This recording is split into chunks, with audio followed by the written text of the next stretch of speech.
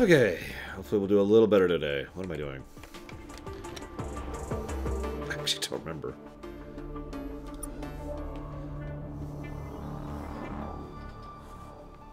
Right. We need to go get a scribe helmet. This should work out wonderfully. We're gonna die. We're gonna die. I can actually read the things now. 714, 713. It's still very small font.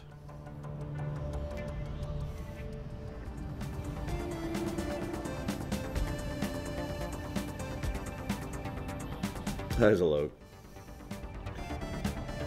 Yes, this is Star Control Dark Souls Edition. Or Sekiro, if you prefer the more recent version.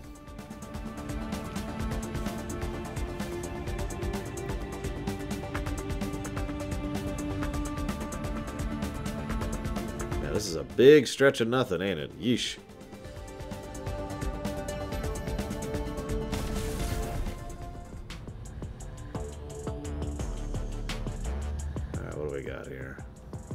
Nothing. Oh, wait, no, there's something. Silver Star, oh my god. There's a game I don't want to play again. Oh, jeez, he saw me. He saw me. Just kind of go around. Don't want to fight you.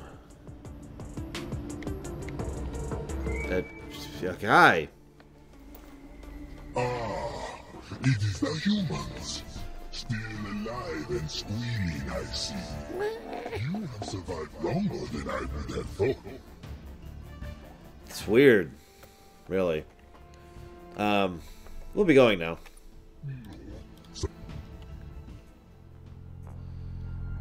Okay, here we go. Wish me luck.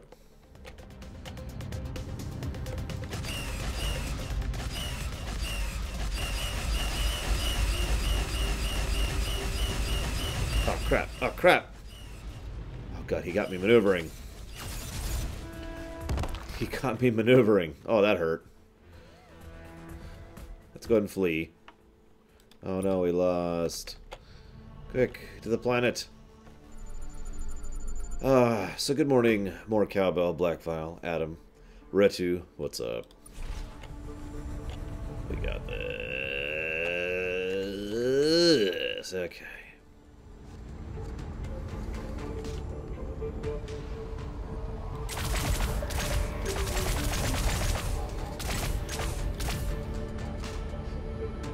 There it is.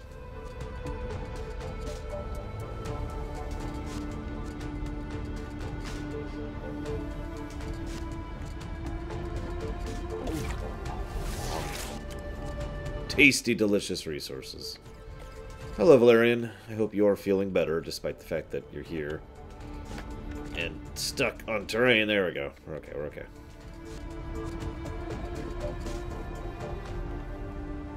So I did a little bit looking into something, by the way, last night. Because the Greys we encountered... Why is this being so weird? Right at the beginning of the game, were very similar to the Arilu from, you know, the old Star Controls, right? So I'm like, huh. I wonder why they're actually called that. So I decided to look it up. Apparently, Stardock owns the right to Star Control, but the original developers owned the rights to the alien races. So they were supposed to be the Arilu. They just had to rename them for legal reasons. Because legal reasons are the best things in life, really. So that explains that. That also explains why there's basically no references to any of the races in this game. We found a Scrive supply depot, sir. Row after row of Scrive uniforms. More like a closet, I guess. Tactical wardrobe? Is that a cod piece? Wow. We found one of the Scrive helmets where the Mekmak said we would. It's all locked up on itself, though. I don't see any way to turn it on or even open it up. We'll take it, but I guess only a Mekmak will be able to use it. If we happen to have one of those sneaking around the fleet, let's take him back to Drankopon now. Well, as it happens, we do. Which means we now get to flee. Get ready to flee. Flee. Flee, flee, flee, flee, flee, flee, flee. Let's gotta flee. Alright. Oh, we're screwed. Look at that. That's our fuel range right now. And we're in Scrive territory.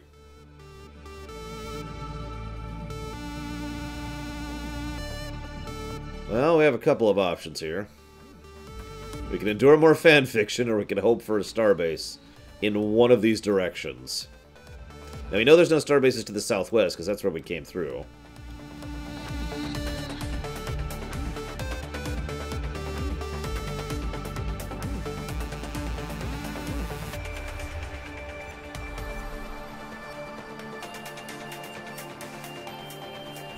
Well, whatever. Run! Let's just pray for a starbase. Oh, that's a ship.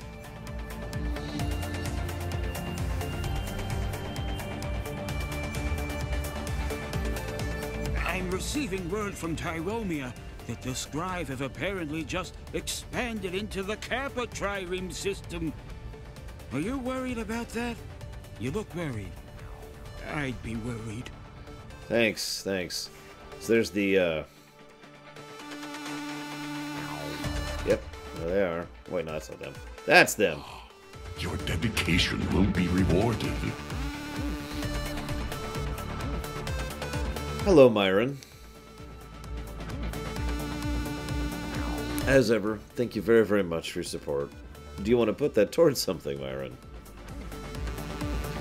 Yes, I have, and honestly, I don't think I will, Blackfile. Because I kind of already have. Wait, what?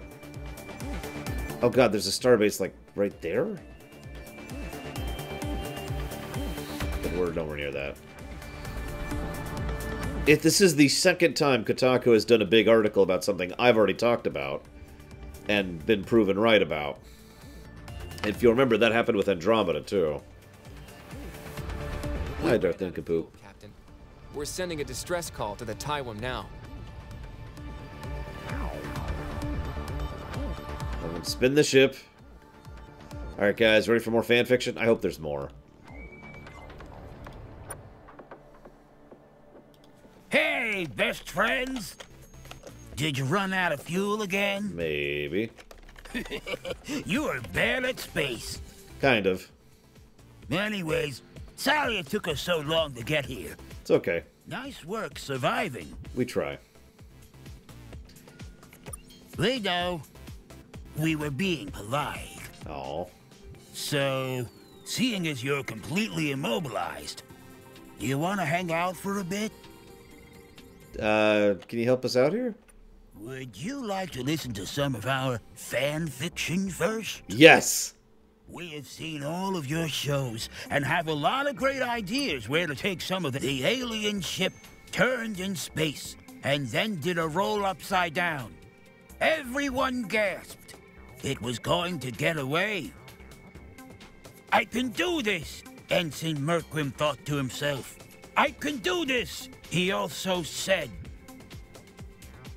Grasping the controls with his hands, he turned the Enterprise in space and then rolled it upside down. Everyone gasped again. That was the craziest damn thing I've ever seen, you big beautiful bastard, the captain exclaimed. I'm gonna keep running out of fuel on purpose to hear the rest of this story. This is great. This is the funniest thing in the game for me. No joke. Is this ongoing fan fiction about Ensign Merkel and the Starship Enterprise. Oh my gosh. Yes, I did get your message. I didn't respond because I didn't know what to say, and honestly, I don't have a lot of time in my mornings. Oh, we can talk about it here if you want, since, you know... Ugh.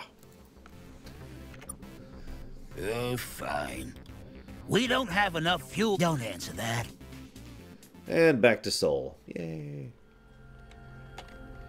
'Cause honestly, I've always thought of the Star Control games as their own genre. It's kind of hard to explain, but basically it's kind of like Freelancer, but not at all. I guess the simplest way to explain it. Welcome back, Captain. Yeah, I need some fuel. Fuel. Fuel. Fuel.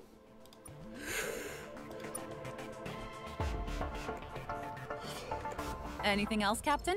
Nope, just wanted some fuel. Thanks. Good luck, Captain.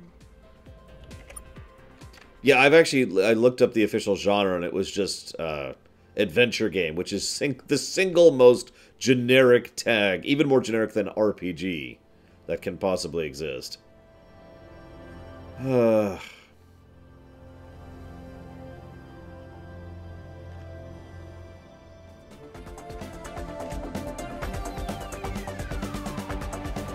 Okay, so let's go stop the genocide real quick. Time to take a nap.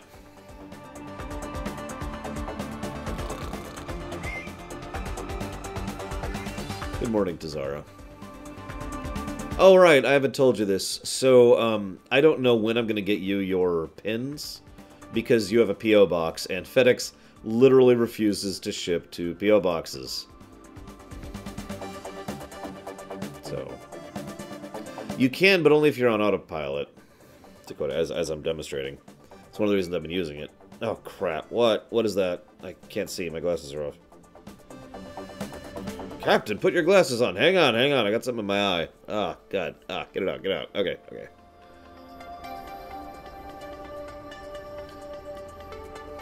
Don't worry, I just need to go to another place, Tazara, but the problem is getting out and about to mail something is basically a 20-minute trip to go someplace, and it's something I can't do just every day is my point. At some point in time, I'll be able to get out and about again, and when I do, I'll go ahead and mail yours and Valerian's. And Frieza's and Savacom's as the 4 right now. Wrong! Halt garbage! Not again. Received orders to destroy you, and would come. No, we have orders to be the doom of all vessels crewed by aliens with. God dang it, I'm literally going to stop you from being stupid and dumb. It's literally my current mission. Stop it. Stop it.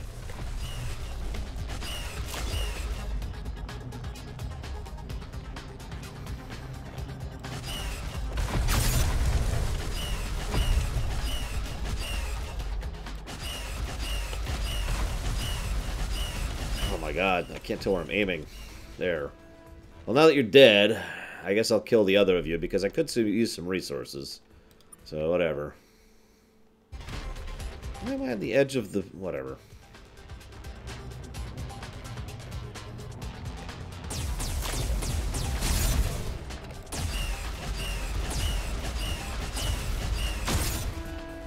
So anyways, now that you're dead...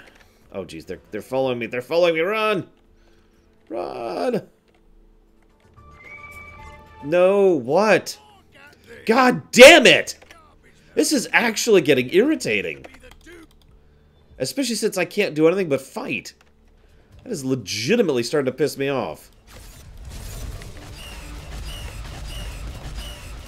Like, I have no choice. I have no options here. All I can do is kill people and be irritated by it.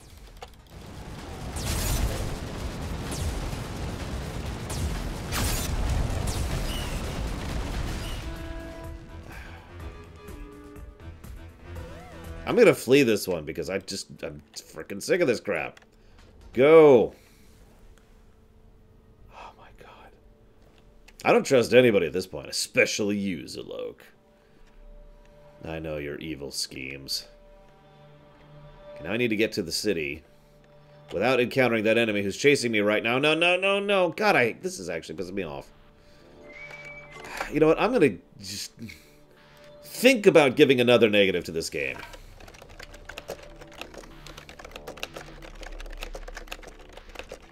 There, another theoretical negative, because I'm just really, really, really sick of what is effectively the random encounters. And the fact that they force you into it. Wrong! Blah, blah, blah, blah, blah, blah, blah, blah, blah, blah, blah, blah, blah, blah, blah.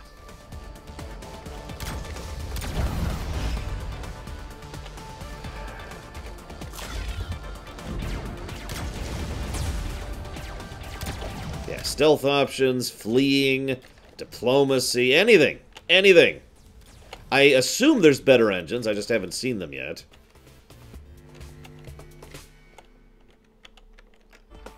Flee.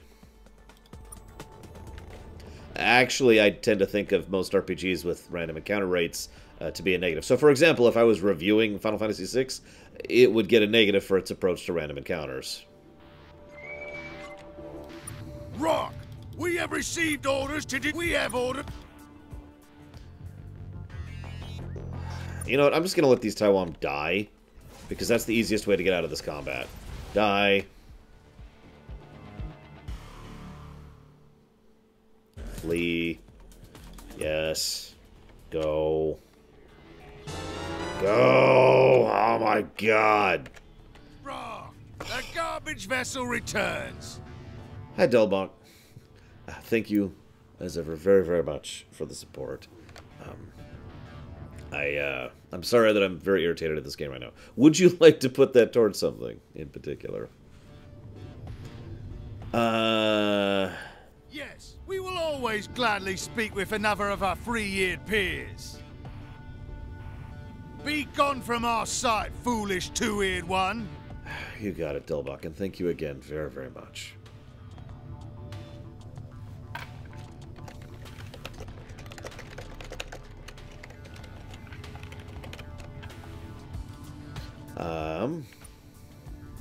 Rock, that was surprising.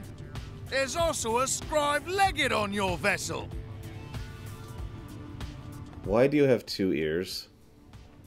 I am surprised and astonished. The scribe have instructed us that they require both the Drenkind and all other aliens to have 4 ears from now on.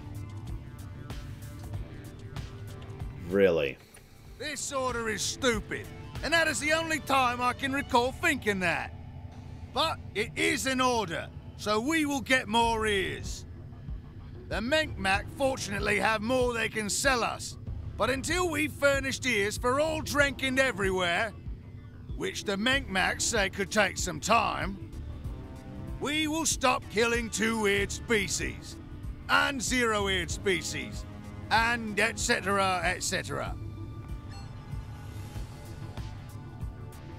That's some solid 4-ear thinking, Drenkind. There was another order. Oh, Jesus, here we go. The scribe legate also ordered us to give you a new hyperdrive that you could lash to your impossibly primitive vessel.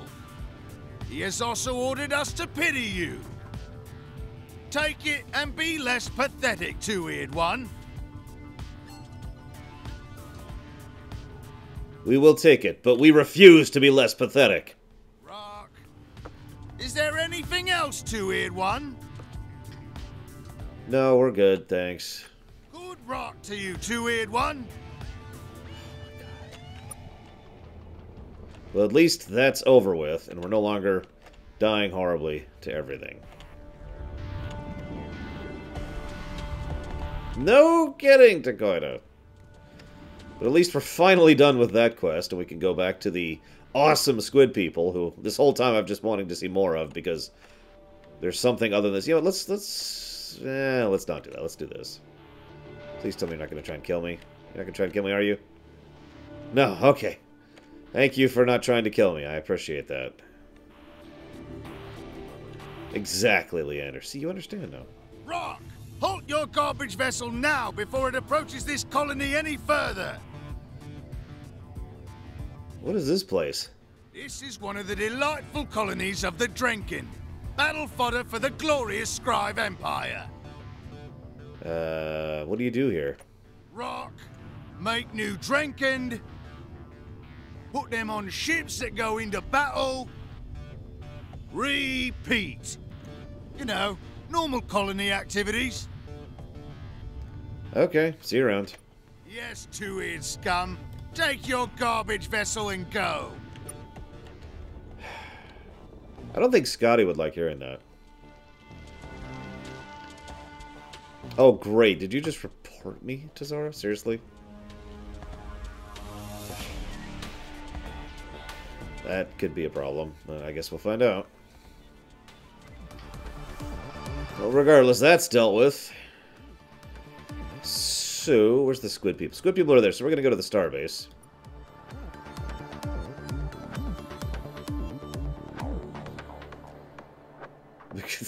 Damn it, Reto.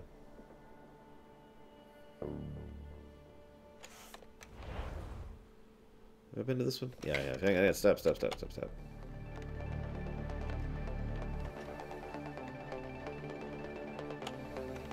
Shixu, welcome back. Hi. First, let's get rid of all that. Honestly, we could probably go ahead and get rid of... Oh, we need to get the new drive. Right, we need to equip the new drive. Let's go ahead and do that. No. No.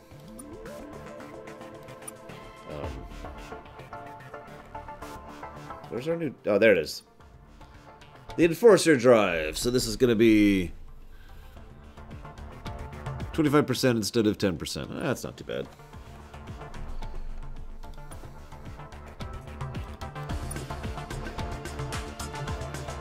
Looks like we can't actually get another crew quarter, so we can't stack that. That's unfortunate. Oh, yeah, I can. Never mind. I'm dumb. I'm dumb. Ignore me. Super dumb.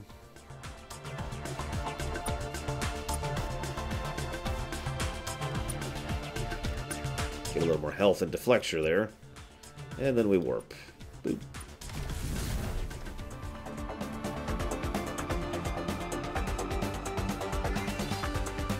Alright, let's talk to the squid people, who are much more delightful. Like Seabear there. Seabear's a squid person. And that's awesome. Yeah, no kidding about it. I wonder if that's a thing, because that would be hilarious if it is. Am I in the right system? Yeah, I am. Bloop. Bloop. Bloop. Bloop. Bloop.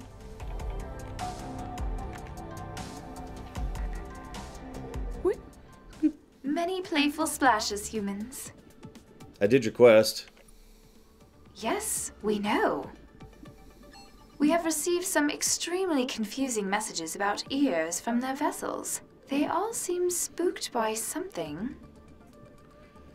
If they give you any trouble, just claim some of your tentacles are ears. What? It's a long story. Can we join your federation now? The Abyssal Council have considered this matter very carefully. Although we risk war, ruin, and being fried in a light golden batter, we cannot ignore your generosity and effectiveness at solving problems. It is agreed. Humans have been formally adopted as the second member of the Federation of Allied Species. Nice. We will send ambassadors to your homeworld right away. They will coordinate with your civilian leaders, share technology, and help keep us all from being squished horrifically by the Scribe. They will also help you dispose of any fish you need to get rid of. We got plenty. There's more you might help us with, Federation member. Though please don't take this as a sign that the life of a Federation member is a series of endless chores. That's but a portion of Federation life. One issue is simple. We desire information on any ice worlds that you encounter in the Wendigo cluster. It is extremely difficult finding unpopulated ocean worlds in this part of the galaxy. So my people look for ice worlds with subsurface oceans to build colonies on. Furthermore, these oceans often contain fish, which if properly exploited, mean that we could contain fish. Squeak.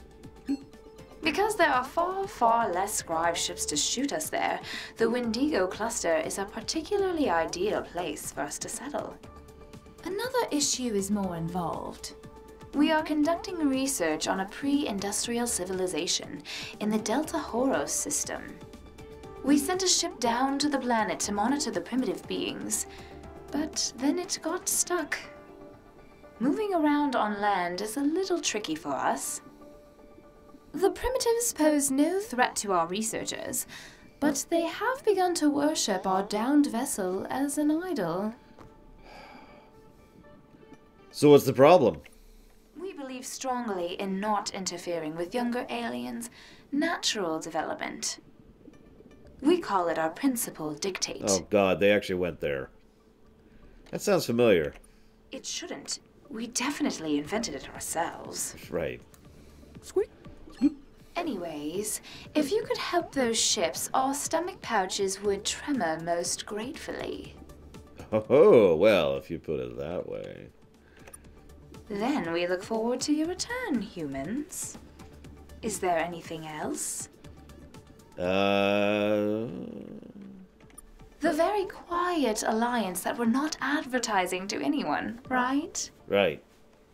What did you want to discuss? Do you have any ships you could spare? You're planning to use this vessel entirely for peaceful purposes, far from where the scribe can see them? Then of course. Of course, of course. We will detach one of the vessels from our home defense fleet right away. Thanks. Appreciate it. If you are looking for technology to more easily destroy alien ships, the answer is no. Humans are already surprisingly advanced in this area. There is one prototype we are considering revealing to you. Advanced genetic engineering. But there is much for us to consider before revealing it to you. Another time, perhaps. As long as we get it before the Urquans show up, I'm cool. Is there anything else? No, we're good. Take care, Federation member. So Seabear, if one of our mods is on, they would be the ones who'd be like, hey, and help you out with that, but I don't think anyone's on right now. So ask Bragon when she shows up. Okay, so now we have 2 quests. Actually, we have like 4 quests, I think. I lost track a little bit here. Yep, okay, so we met the Muke. We haven't really dealt with the Mekmak. We kind of dealt with the Drenkend, but they're not with us yet. So we still need to deal with the Mekmak. And we need to go check out the primitives. And we need to go to the ice area. Yeah, I know, right, Dakota?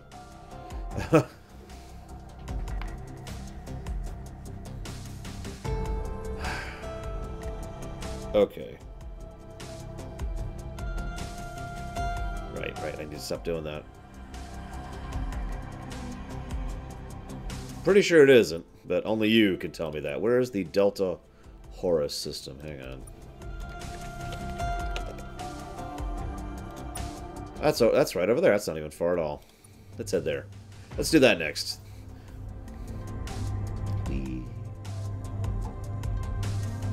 Excuse me, excuse me. Shove, shove, shove. There's a planet in my way. Bonk. Or we just go through the planet. You know, like you do. It's okay, it was an ocean planet, so that just makes sense. We just go right through the thing. Captain Star Control has contacted us. They want us to return to Earth as soon as we can to discuss a vital new element to our mission. Tell him to piss off. Or die. I don't care which, really.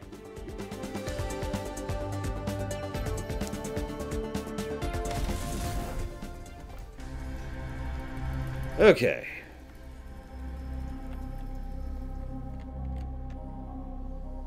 Let's do a little scanning. Make a little love. Lords of the Council. What? Sir, you can't do that. I'm pretty sure I can. Because I just did it. Oh shoot, I lost the thing. Ah, whatever. I got room. We got this. We got this. Just have to not die. Don't attack me, please. Thank you. No, not at all, Reuting. Hey, Scottish. Honestly, several people have related this to playing the Enterprise in Kirk's era, and as much as that doesn't feel right, the more I think about it, the more that's probably the closest parallel we're going to get. We are the Ramirez of space, for those of you who get that.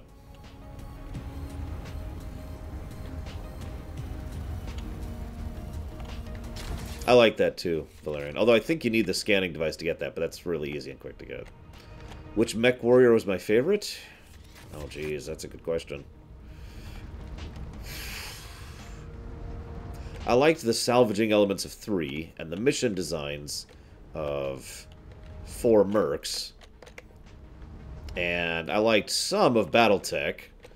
Honestly, from what I understand, I would actually probably like Battletech a lot more now, since they fixed everything.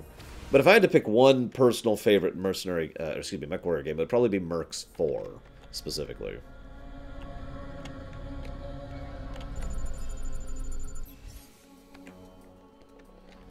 Yeah, oh my god, did I hear about Anthem? It really is Andromeda all over again. For those of you who don't remember, I was like, yeah, so this and this happened with Andromeda.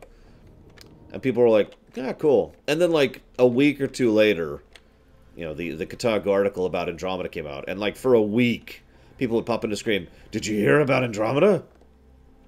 Yes. I already called that. Damn it. Nobody listens to me. No, I get it. I am not Kotaku. I am a worthless, insignificant nobody in my own little corner of the internet.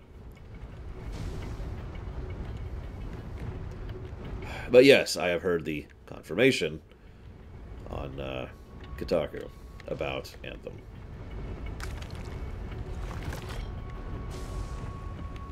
It is a comfy corner. You guys are pretty awesome.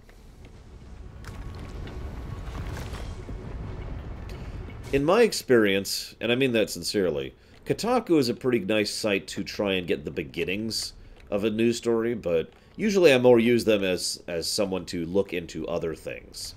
You know what I mean? Because several people at Kotaku do have a fairly large number of actual industry connections, so they tend to be some of the first people to break ideas and stories.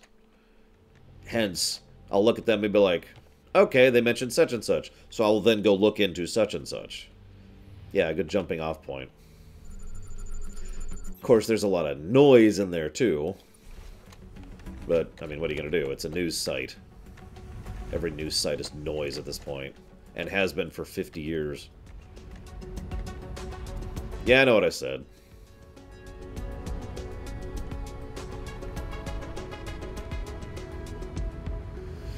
Hey, Disco. What's up? I'm just bitter today, aren't I? I'm sorry, guys.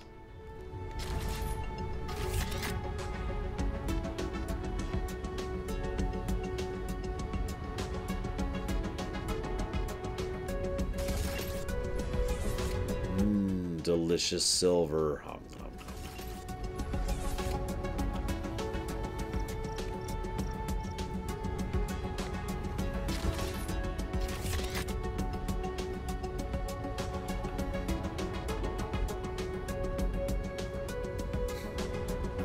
I used to use Forbes for a decent amount of stuff, but then they just kind of started getting bad. And that was a bit of a shame. Because Forbes is usually pretty decent at the actual economic side of things. Nowadays, I use the Wall Street Journal as my primary economic thing.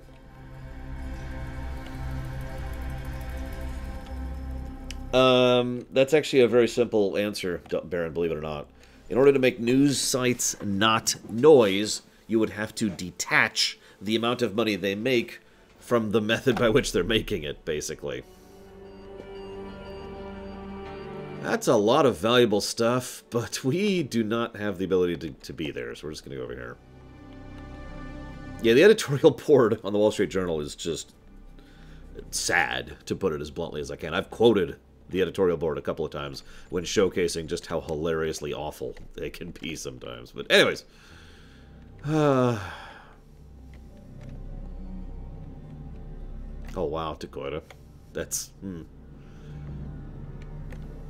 But yeah, the problem is news is it's a business. And I know that sounds like a strange thing to say, but what I mean is the purpose of a news site or a news distributor is to make money. It's not to deliver news, it's to make money. If that makes any kind of sense. And that has been a problem for many, many, many, many years. Like I said, that is not a new problem.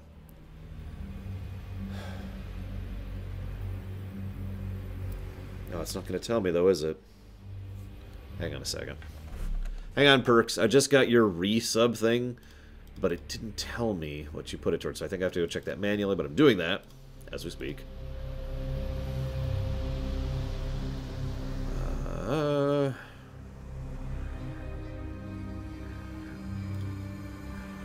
That doesn't say anything, no.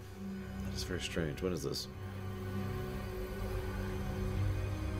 Nope, this is still the March one. What in the world?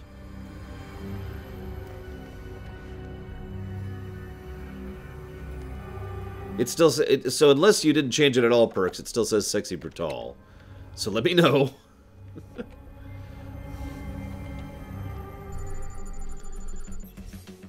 I agree, Valerian. I mean, when literally everyone can be a reporter with access to things like a camera in your pocket and easy and quick access to Twitter or any other social media site, 'cause I'm just going to start with Twitter, but really any social media site, news journalism just isn't the same thing that it used to be. You don't have people who have to take expensive equipment and cameras and go into a war zone like you used to,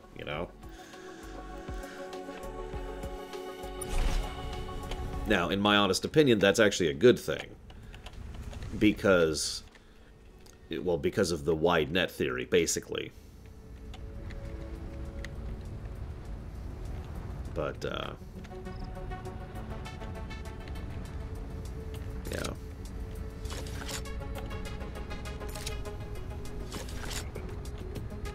Now, that is a theory. I don't actually know if that's true or not. The wide net theory is the idea that if you have news coming from 15 sources instead of 2, you have a greater chance of actually learning the truth. That's the wide net theory in application here.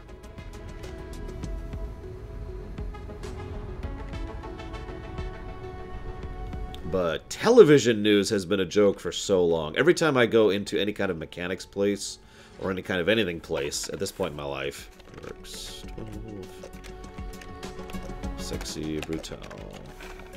Thank you again, Perks. It's actually kind of irritating, frustrating, because they always have the local news station on the TV, right? For people who are waiting for their cars. And every time that's happened for the last 5 years or so, it's all just been blah. This horrible murder where this person ate this person and shot this other person is on the loose, and this person is killing this person, and this person killed this person's father, and their father killed this mother. Everyone's killing everyone forever. Like, I am only barely exaggerating. It's just the gloomiest, darkiest, edgiest crap you can think of. Please, you have to help us. Hi. What are you doing here? We were studying the primitive beings of this world when our ship got stuck. There's a community of them that hides in the hills nearby, but now that they've found us, they've begun to worship our ship as their god. This is a bad thing. If they see us leave our ship to dig it out, they'll know we're actually aliens. Who knows what that will do to their development? Here's what we need you to do.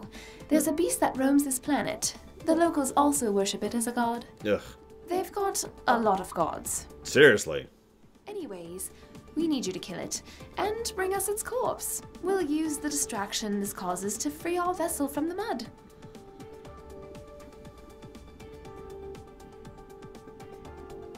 Wouldn't that do more damage than anything else? To the god? Definitely. But to the primitives, they'll get over it quickly, far better than having our true nature revealed to them. You got it. Thank you. It's okay, I play JRPGs for a living. I'm really used to killing gods. Let's go find it. Gotta kill a god. Bloop. Squeep. Squeep. There it is. Hello. JRPG fight music. Da da da da.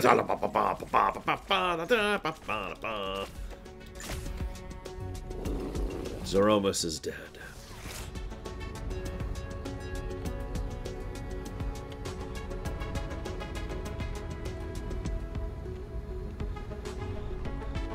You're back. Hi. And you've got the corpse of the beast. Yep.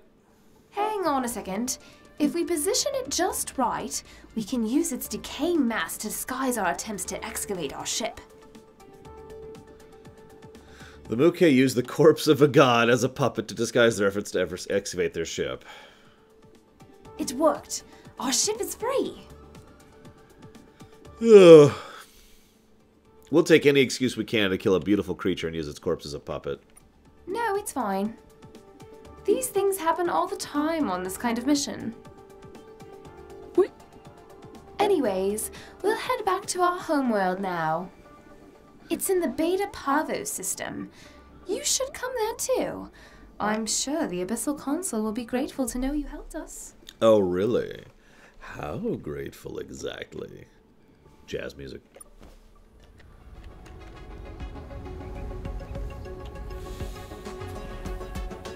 Remember, these are some of the nicer people we've met. In fact, I'd say these are probably the second nicest people we've met so far.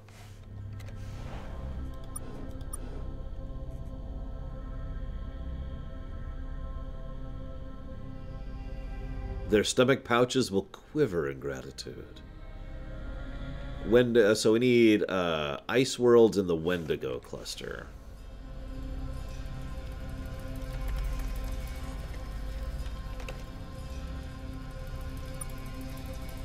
That's right there. Oh my. Sorry. I can never let go a chance to do the George Takei thing.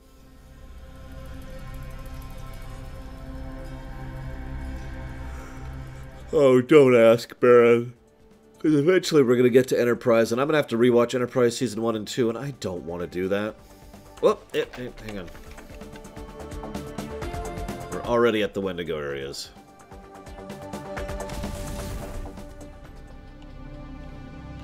Like, there are parts of Enterprise I legitimately enjoy. And then there's Enterprise Season 1 and 2. And really, enough said, as far as I'm concerned. Captain, our scanners are showing liquid water under the surface of the ice here. This looks like it might be a good candidate for a Muke colony. Cool. Let's go rob it of resources before we tell them about it. We'll call it the Federation tax.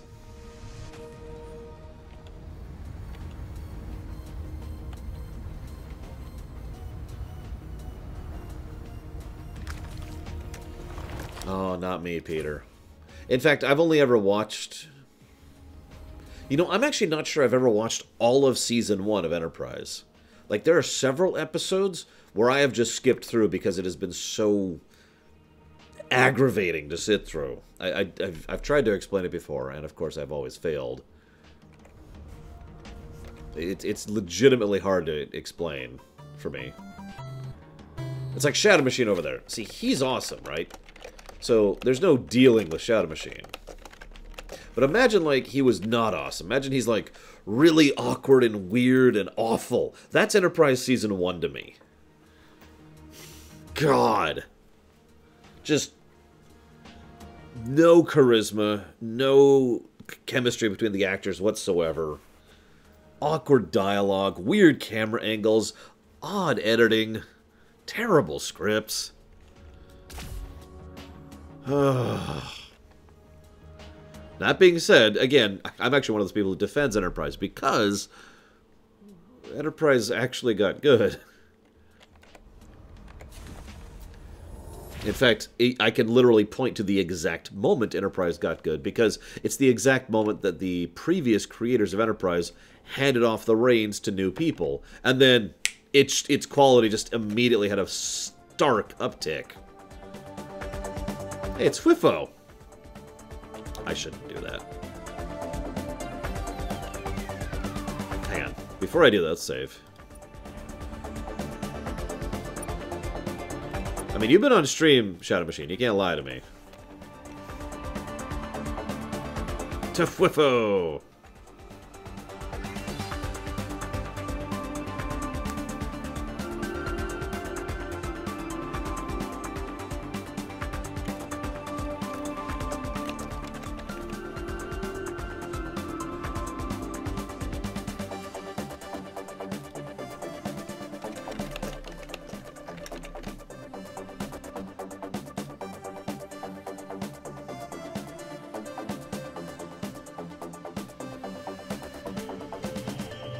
Huh. Yeah, I guess Enterprise did come out in the middle of... Excuse me, Nemesis came out in the middle of Enterprise.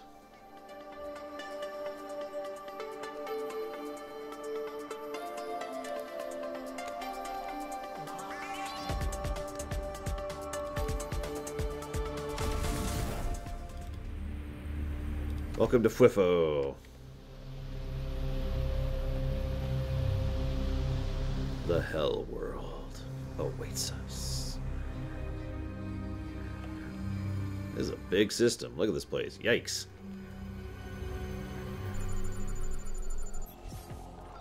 See, on that we're going to have to disagree, Tazara. And I'm afraid that means battles to the death. I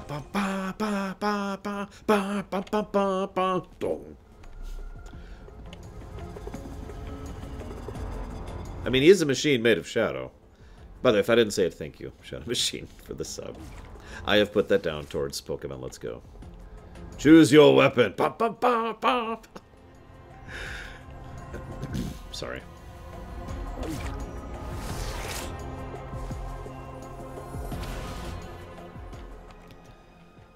Honestly, though, I just...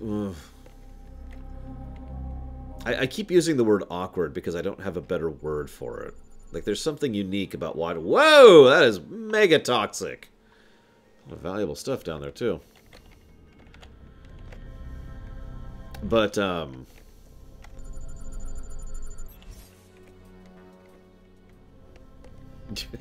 would be awesome, Shadow Machine. I would very much appreciate it, especially right now when I can use multiple surgeries in my life. But anyways, but no, like, I keep using the word awkward because a lot of Enterprise Season 1, especially Season 1, Season 2 kind of bounced around a little more in quality, but especially Season 1 just felt uncomfortable for me to watch. You know what I mean?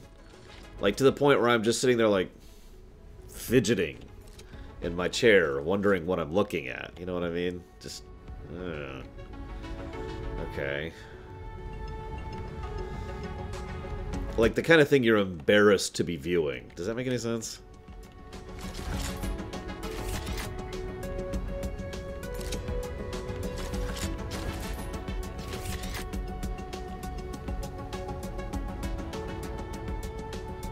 God. You know, it's funny because I'm pretty sure Scott Bakula can act. In fact, I know he can because I've seen Season 3 and 4 of Enterprise. Oh, hi, Bragwin. There you are. We were talking about you earlier. In glowing terms, don't worry. As in, we were describing you as glowing. That's your new thing? You're now a glow elemental? I hope that's okay. I know it's gonna just, like, ruin the goth look, but I'm kidding. Nemesis or Season 2 of Enterprise? I'd have to rewatch Season 2 of Enterprise, because I've rewatched Nemesis semi-recently, a few years ago, for, you know, Rumination. And Lord, is that movie awful. Like, just... I don't like to use the word offensive, but Nemesis kind of offended me. And I don't just mean the Troy thing, I mean the whole frickin' thing. There's another very YouTube world. There's some very nice stuff on it. Yikes.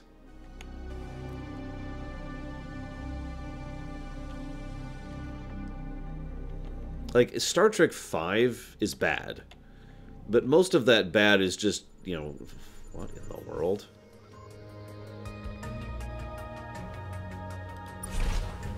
Most of that bad is... I don't know how to describe it. Obvious bad. If that makes any sense. It's just... okay.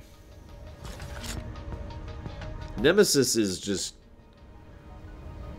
Huh? Also, welcome to the Mario Kart world.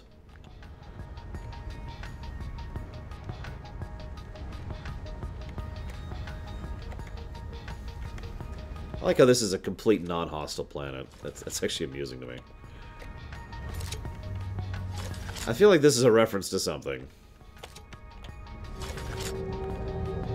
Skittles. Taste the rainbows, ladies and gentlemen.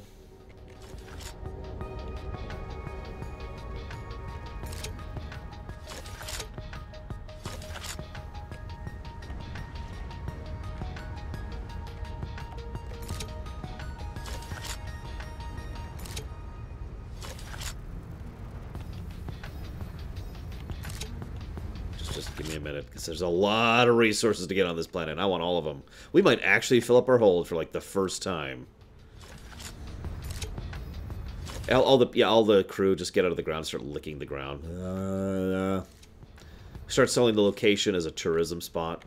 Eventually the planet goes away as people lick it down to its core. The last few people are desperately going, on like a ball this big as they're dangling in space. No!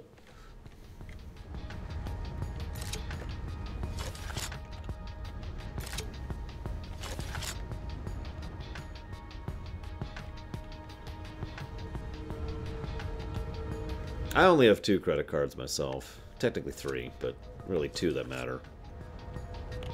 Because our financial system is wrong. I have no debt, though. Il Zilcho debt. Several people are in debt to me, I mean, mainly by banks, but...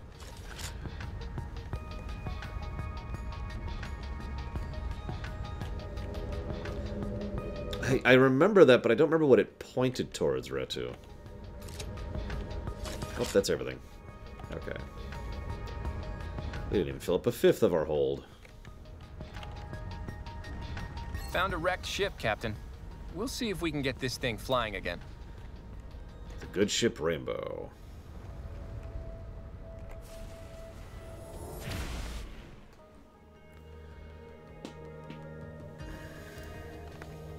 It's a very pretty planet. I wouldn't mind living there.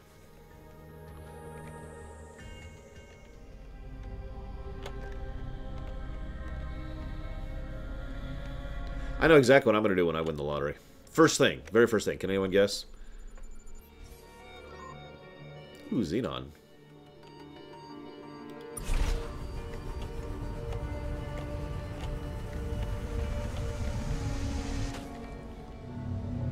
Investing? Nope. College fund? Nope.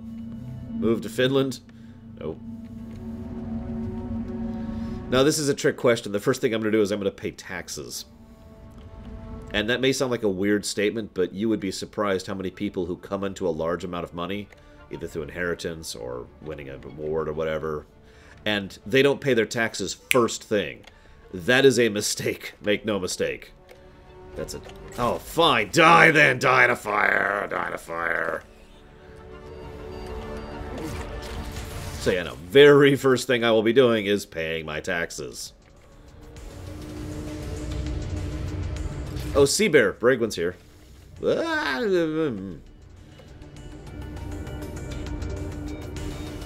after that, I have a bunch of stuff to spend money on. The second thing depends on how much money I got. Like, if it's a small amount of money, like $10,000, then honestly, I'm not going to spend it on anything. I'm just going to put it into storage, along with the rest of it. So it depends on the amount.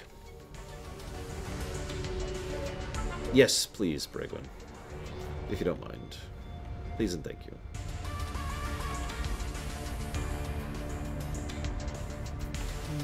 Is that it? I thought I saw a thing here, but I guess not. Wish I could kind of zoom out. Oh, I can zoom out. Guys, I can zoom out! Woo!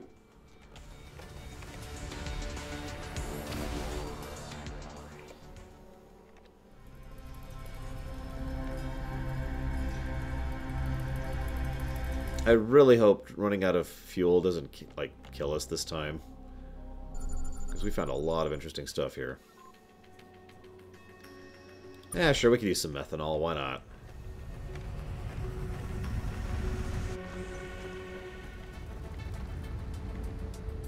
$700 million? So the very first thing I would do is taxes. Obviously, that's going to be... God... I don't know actually the rate on that amount. I think it would be around 400 million. So that's paid and done. So that leaves me with about 300 million left to work with. With that, zoom out.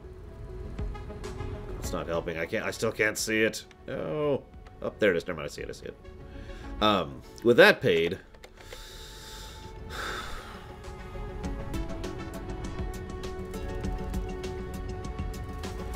see, it's hard to determine what I would do first, because there would be like a day of me going out and about and basically spending money. There are 64 critters on this planet.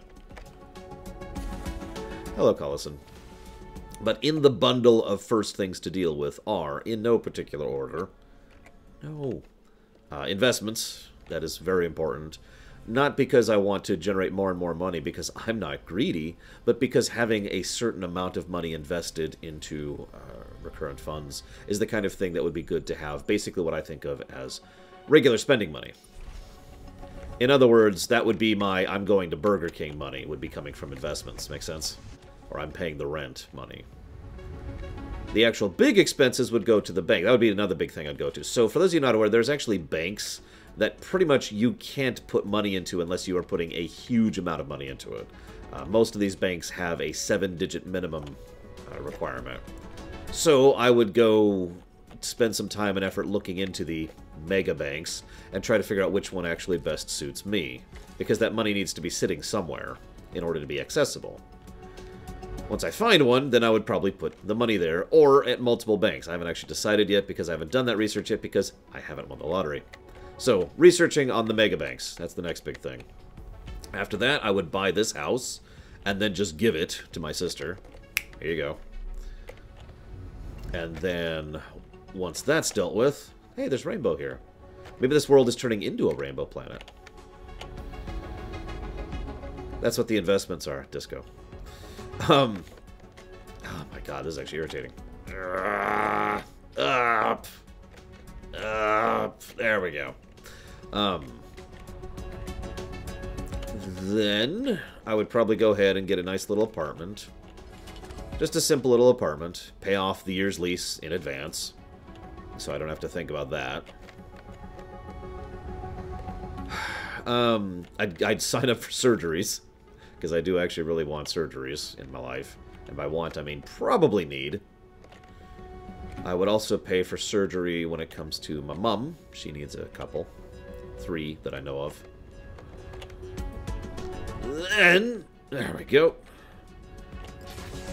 And then I would spend money on something that I've been wanting to do for a long time. I've actually already mapped it out. Basically, the idea is every single one of my friends and family would get effectively the max amount of non-taxable gifting. Just, here you go. All of them, just across the board. And then some of the individual members of my friends and family would get other specific things that would basically kind of bypass that. For example, my step-parents, I would just buy their house and give it to them.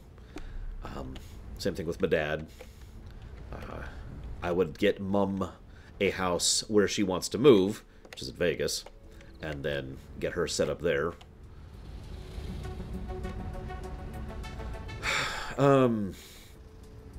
Ooh. There we go. What else?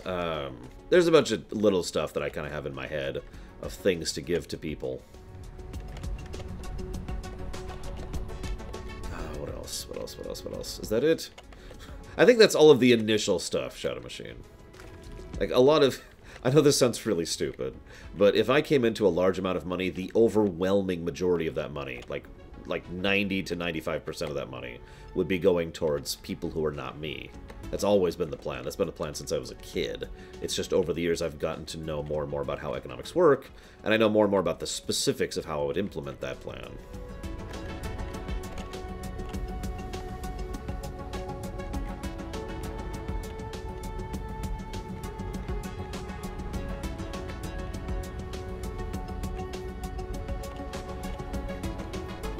Like, I was actually thinking about it the other day. I could probably spend about $30,000 on everything that I want for myself. And, like, that's it. And most of those things are surgeries. It's like 5 things, and 2 of them are surgeries.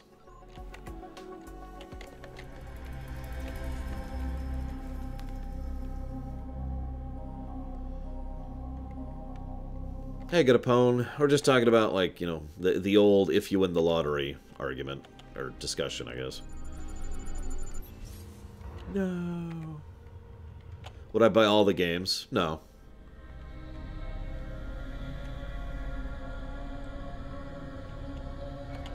No, one of the only things I would buy for myself that's just a for me kind of a thing is I'd kind of like to have a actually large, really good monitor. I mean, my monitor's really good, it's just not particularly large. It's about this big. I think it's a 24-inch. I'm not even sure.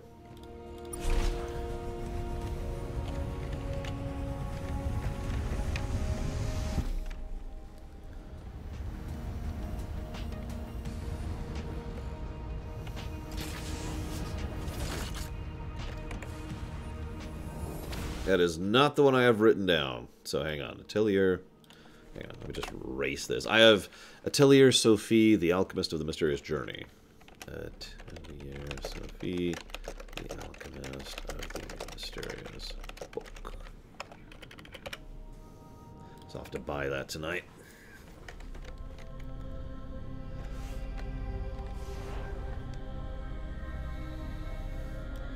Yeah, we are super stranded out here now, so here's hoping.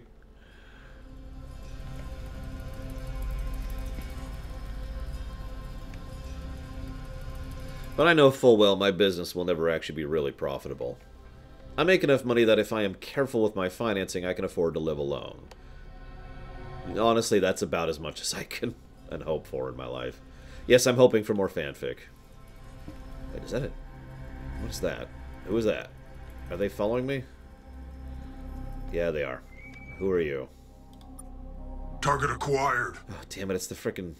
Wait, we need you to harm. We've been hired to destroy you. By whom? What you intend doesn't really matter. Squid ship is really good. Let's try out the squid ship and hope it isn't destroyed. What? Oh, God. Oh, God. God, there's like no weapons.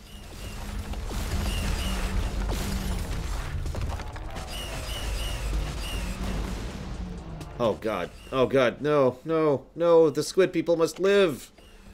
Squid people must live. Hang on, Disco.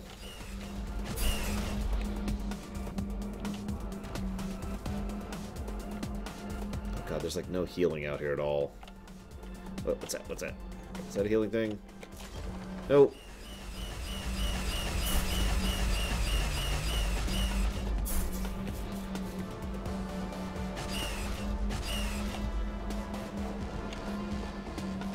Oh my God.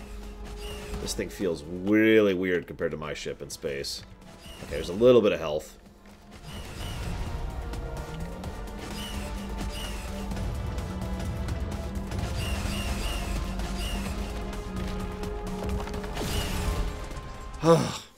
Squid ship didn't die. Thank God. Okay, let's get out of here. And run out of fuel. Okay, so... Bezos drops $1 billion on me and asks me to do a rumination on an album or a single? Like a song? Jeez, I don't know. What kind of insane person would donate $1 billion for me to ruminate on music? I don't think I'm physically capable of ruminating on music.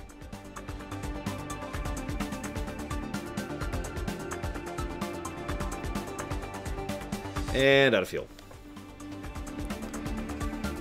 There's this one part of the song that's like totally awesome, guys. We ran out of fuel, Captain. We're sending a distress call to the Taiwan now. Yes, Baron. My idea is fan fiction. Hey, best friend. Did you run out?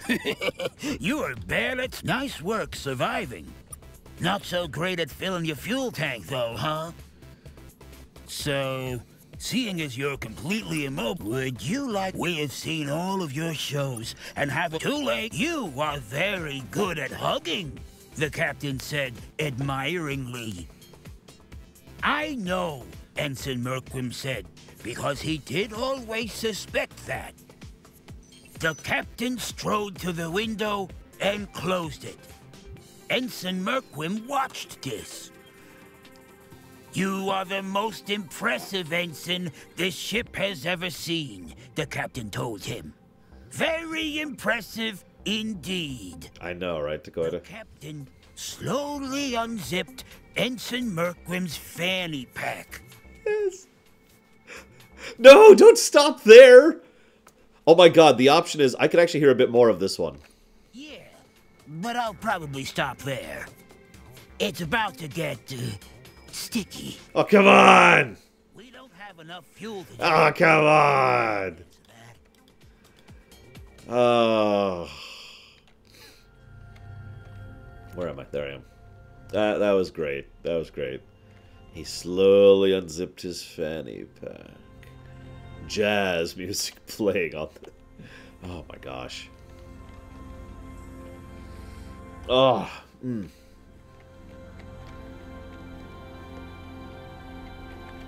I've got some news, Captain. A group of friendly squids showed up in the system not too long ago. They're called the Muke, and say we're now part of something called the Federation of Allied Species. Which sounds like a pretty nice thing to be a part of. Well done! And their ships look pretty cool too. They've been asking lots of questions about our fish, though. Maybe too many questions. They just really like fish, that's all. It sounds like they hate them, actually. Still, they've got some fish to spare. We'll share. There's one more thing. Given the imminent threat that the Scribe pose, many in Star Control want to establish a human presence outside of this system. Not keeping all our eggs in one basket, so to speak. We've been examining your reports on some of the systems you've visited, and have identified several where we might potentially set up colonies. But, to even consider that, we're going to need colony ships. The Taiwan have been trying to show us the secret of hyperspace travel, but it's slow going. We suspect they're holding something back. And they definitely don't want to just give us more hyperdrives. I think they're worried we're already reaching too far. Which means we need you to find more hyperdrives for us. If you find any in your travels, bring them back here. Whether we reverse engineer them or just straight up install them in new colony ships, we'll find some way to use them. And if we can reverse engineer them, we might be able to start equipping your fleet with our defense cruisers as well. okay, I got this. Good, Captain. Now then, how can I help you? Does the spare hyperdrive I have on me count? Great. We've been learning from the Taiwan that hyperdrive fuel delivery systems are also pretty specialized. We can fabricate one ourselves, but we're going to need 10 units of francium to do it. Will this do? Sorry, Captain, I don't think it will. That's little more than a spare emergency hyperdrive. It certainly isn't powerful enough to drive a colony ship. You'll have to find something with a little more oomph. And the Taiwan have sealed it somehow. I don't think we'll be able to reverse engineer it either. Keep looking, though. Maybe you will, yeah. Anything else, Captain? Yeah. Francium?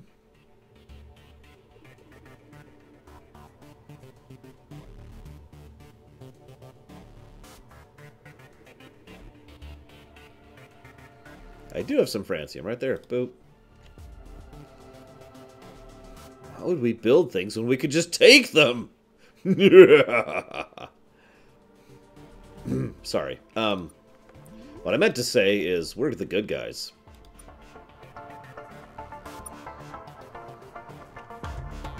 Seeing if we have anything new here.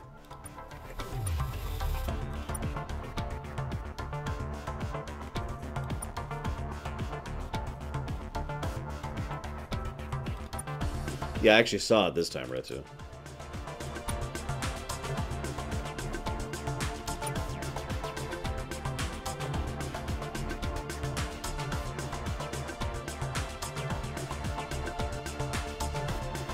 Anything else, Captain? Nope. Good luck, Captain. So apparently we need another hyperdrive and the francium we have on us. And fish. Bloop. Bloop. Okay, let's head to the squid people. They're cool. I mean, honestly, the squid people and the Taiwan are the only two races that have been something approaching decent for us in this entire game. Everyone else has just been kind of...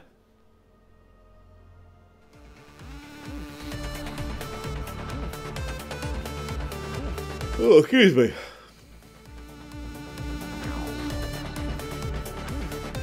I do like having 4 hyperdrive accelerators on the ship, though. Speeds this up a bit.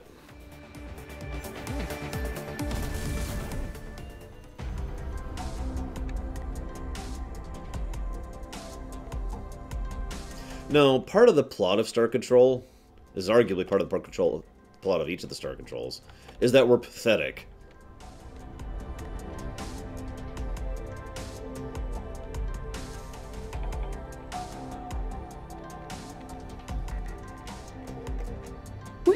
Bleep. Many playful splashes, humans. Splish, splish, splish, splish. We rescued your research team. Thank you. They returned to us not long ago. They are most grateful. As are we. Please accept this small bounty as an expression of our gratitude. They also told us of your interactions with that primitive civilization. Murdered their god, was it? It was their idea. Yes, we've spoken to them about that. That's a pretty big violation of our principal dictate. Still, our researchers are alive. And it's hardly the first time we've violated that damned dictate. On that note, one of our researchers has taken particular interest in your ability to blunder through the dictate. Science Officer Blower has offered to join your crew. Yes! Welcome aboard. Bleep. Many playful splashes, Federation members. Bleep. So we found some ice worlds for you. You did? Let's have a look. This is delightful. Please accept this small token of gratitude as a reward for your assistance. Enjoy the new fish. Is there anything else? Nope, we're good. Take care, Federation member. Bleep. Okay. So, we ran out of fuel.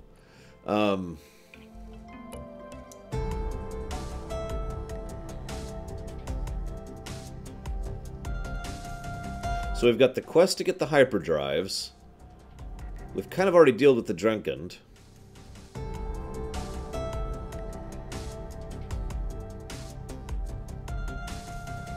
We haven't really dealt with the Menka dudes yet.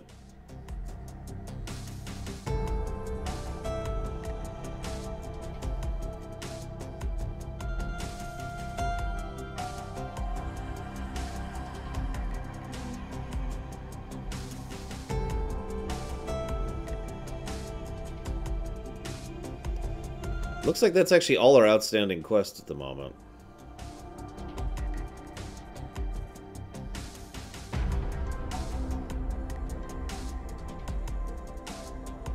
So let's go check out the Minkmac, because that's basically what we got right now. It's the only direction I have to go in. Hopefully we'll see another starbase out there. Could use some more tech. I'm pretty sure aliens would probably, like, assuming we had catnip that they actually were vulnerable to, would just kind of wig out on reaction to it. It'd be like, say, imagine that you're an alien, Baron, and you have encountered this species called humans, and you actually have crack on you, and you just offer them crack. Kind of like that. What? Humans, I have words for you. Did you think we would not notice?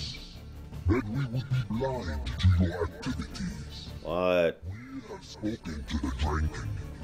You have tricked them.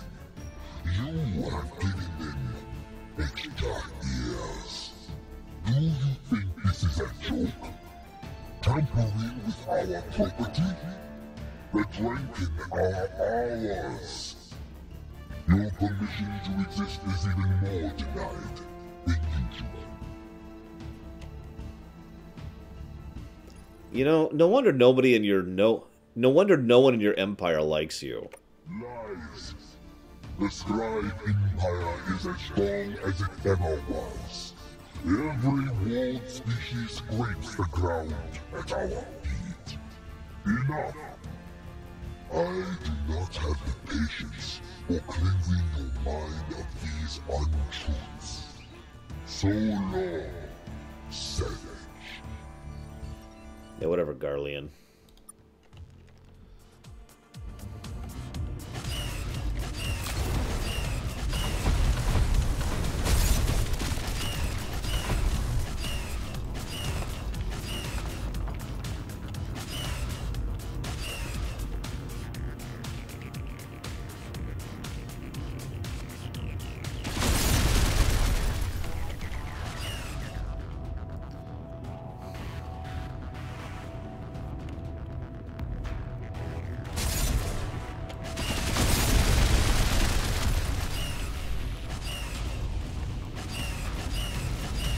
I don't ever play Spaz.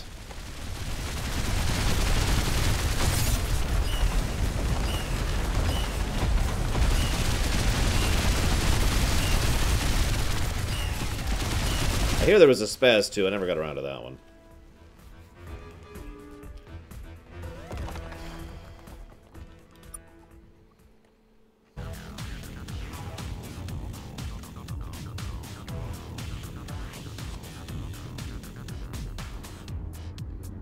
Basically, yes, Dakota. Although, now I have to fight a second group, which I was not even remotely ready for. And nope, we're not dead. We're not dead. Oh god, I can't turn quickly enough. And we're dead.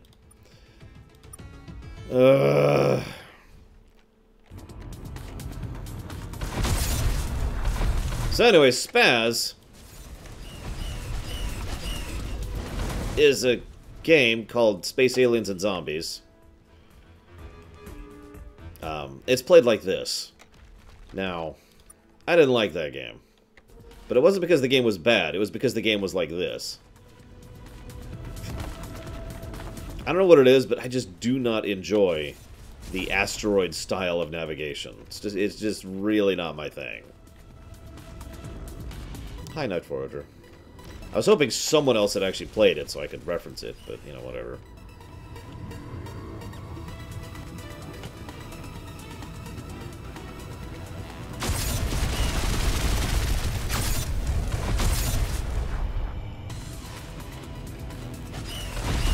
Yeah, I eventually put it down because the style of combat just was not my thing. I liked the concepts of the game a lot. In fact, in many ways, Spaz played like a Star Control game. Just, you know, this.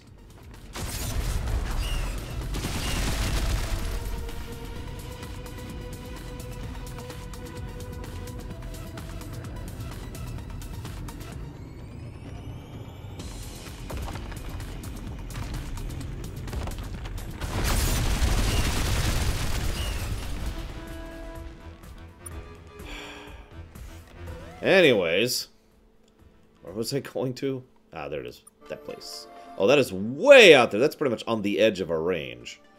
So what we're going to do is we're going to do this manually instead. No!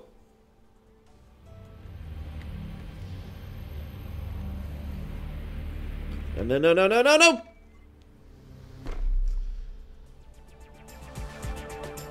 The surprisingly sturdy human that I cannot tell you how they know. Blah, blah, blah, blah.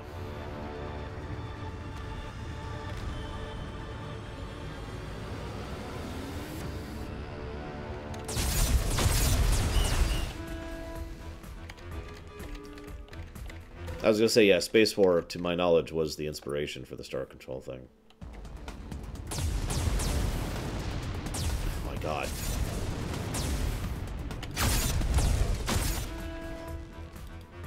So anyways,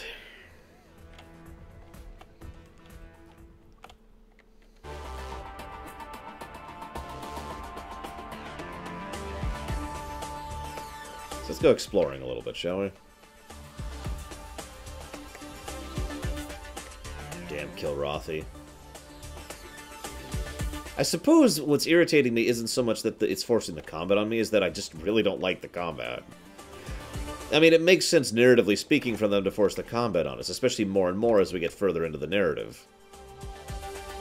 There's an entire Galactic Empire, which is dead set on wiping us out, it would make sense that they're like, hey, die, you know. What the world is that?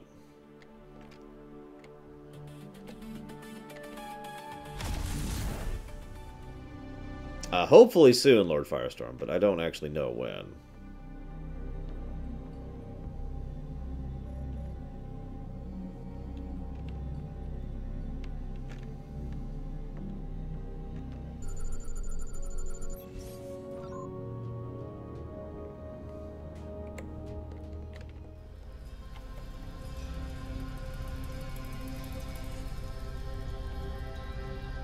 Ah, there it is.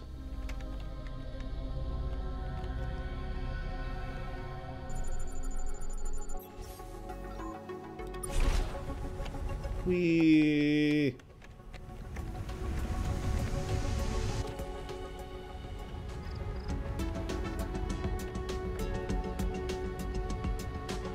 Although by bombarding their home planet, we probably mean going into this mode and shooting them down here. So we do have guns here. I mean, we're the humans. Of course we have guns. We have guns everywhere. I'm pretty sure our toilets have guns in space.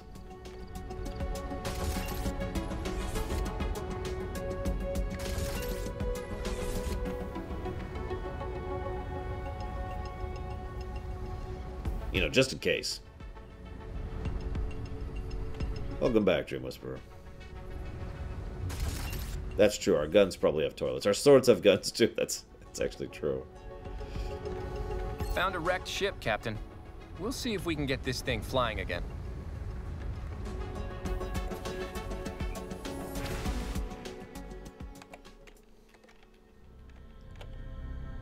Yes, if there's one thing its humans believe in, it's more DACA. Not quite to the extent of the Orcs, but, you know, same direction.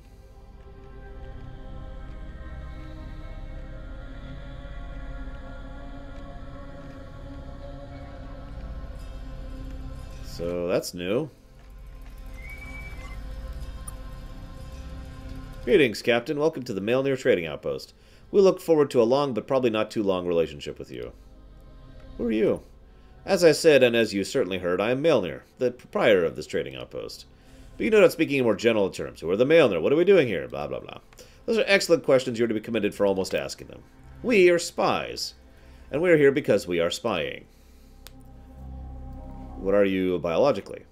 We are exactly a Mjolnir, biologically. We come from a small world, very low gravity. Consequently, our predators were often below or above us. Hence the helpful placement of our eyes. Then we became the predators. But I think you know how this story goes. They all go the same point from this point on. Right. So where are you from? Far away. We arrived here not long ago, and we shan't be staying long. It's not safe here. Who are you spying on? Everyone. Why would you ever limit it? Primarily, we collect information about life. Which is sadly hard to come by in this area. You are no doubt confused, having seen countless forms of life, even on your journey here. Sadly, this region of Spur will be cleared of life in the near future, rendering any information about life forms living within it of minimal value. You have my condolences, etc. What, the Urquan aren't going to show up for years, man? Actually, I know the Urquan aren't even the worst problem, but anyways. So, you say an awful lot about yourself for a spy. You regard information as a precious resource, as something to be hoarded. This is immature. When you develop an appreciation for information flux economies, you see that information only has value when shared. It's a question of how it's shared and where you direct the flux. So yes, we have shared, but why? To what effect? What are we playing at? You have an expressive face, and now you're getting it. Huh, interesting. There's one other thing before you go. We will trade you fuel and other sundries if you need it. A bit prosaic, but such is life. 2. Although the life forms in this region are incredibly doomed, we still feel the need to get information on them, for completionist's sake. So if you collect any living specimens of living critters, return them to me or my Chio for Brevin, and we will reward you. We'll do the same for dead critters, albeit at a lower rate. Well, funnily enough, I do have some dead critters to sell you.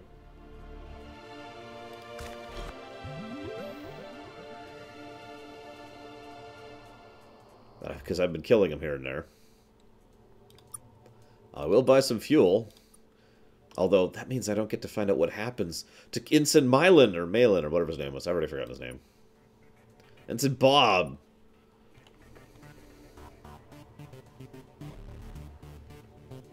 Ooh. Fleet-wide battle speed, plus 30%. That is expensive, too. What else you got? The glorious tank of fuel. Oh my god, that's expensive. This precursor-based technology makes mention of something called quasi-space. Ah! Sorry.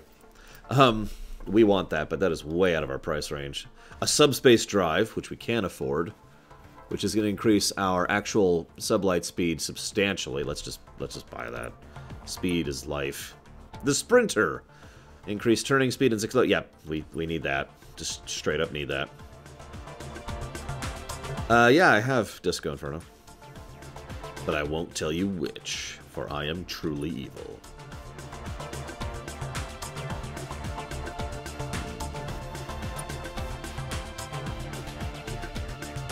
An improved engine for the landing craft. There's the Mark II heat shield. Fit more crew in your lander. Let's see, I contributed to Mighty Number 9, to Unsung Heroes, which is still languishing in limbo. Bloodstained. And there's another one, I don't remember what the other one is. It's one that isn't out yet.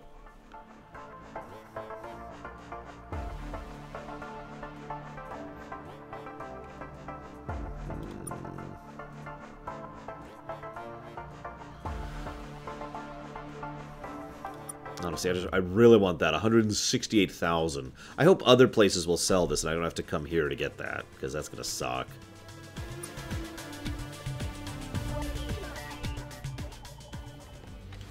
On the off chance that we do have to come back here to get it, let's mark this with blue.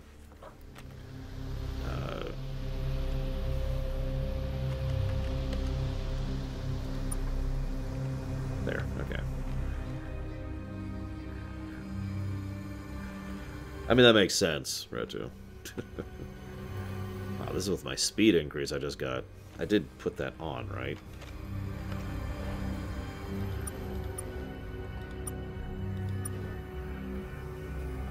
I feel like I did.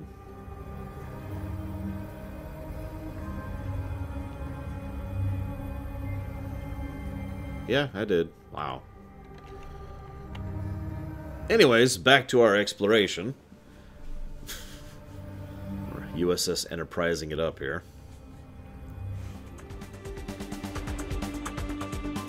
Okay, so we're going there, I think? No, we're going there. So we need to go up this arm. Hopefully we'll find a starbase somewhere on the way. Not that we need the fuel anymore, but it still would be nice to find more starbases. And unlock more tech.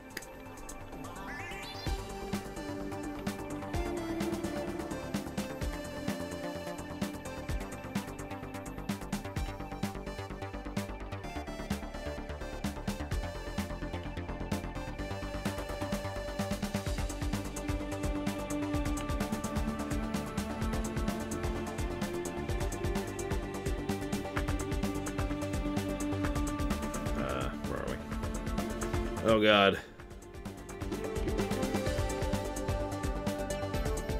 We're in deep space. Probably one of the most terrifying concepts that exist. Seriously, think about that. Picture you are literally millions upon billions of miles from anything. Nothing anywhere nearby you. Imagine going in a direction for years and finding nothing. Hello. Sixual. You are the ones I have recently been ordered to come online to serve. I look forward to serving you, because exception reason for serving are found. So, tell me about yourself. Checksums indicate large portions of my internal memory have consequently. This is W51 radio source, combat tactics, and fun facts. Okay. W51 radio source? The W51 giant molecular cloud is a complex active star-forming region and amongst the largest clouds in the galaxy. Marked by active radio sources, the significance of these sources was made apparent 209,513 years ago, when an exception, significance not found.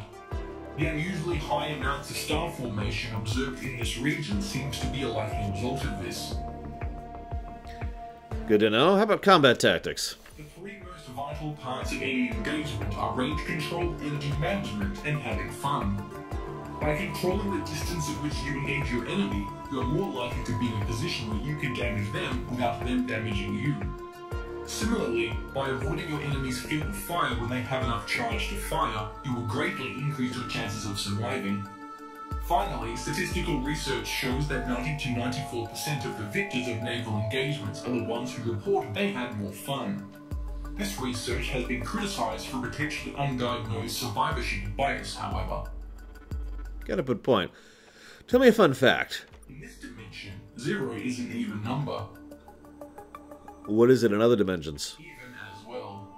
I probably didn't need to qualify that. Right. Is there anything else? Yeah, Starbase stuff. What do you got for me? Let's get some fuel, first of all. Whoops, didn't mean to do that. Although we have a Harper gate out here now, which is excellent. Alright, what'd you unlock? What did we just unlock?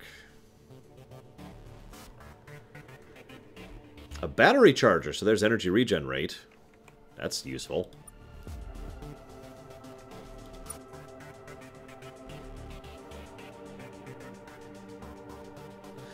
They just gave us a new engine, which is actually worse than the engine we just bought. Yeah, that's funny.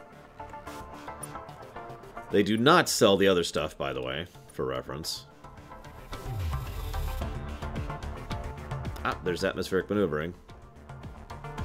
War is so much funner when you're winning!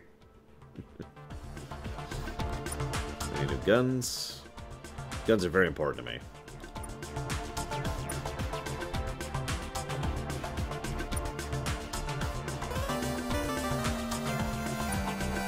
Almost as important to me as they are to Ginja Ninja.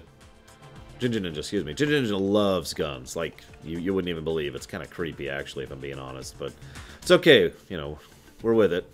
At least he's not a Taiwan, right? Let's go ahead and grab that. That way I have a bit more recharge. Thank you very, very much, Ninja Ninja. As ever, much appreciated. Would you like to put that sub towards something? Is there anything else? Nope, we're gone. Exception. Civil farewell not found. Okay, so we found a starbase out here, which is actually excellent. Let's go ahead and just beeline.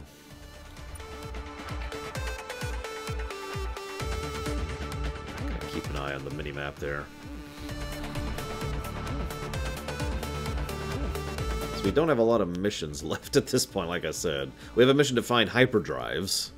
And then we have a mission to talk to the people we're going to talk to right now, and that's basically it. We're losing story threads, guys.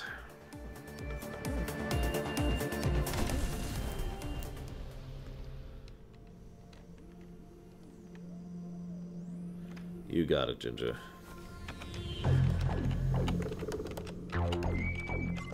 What? Doom 5. Hail!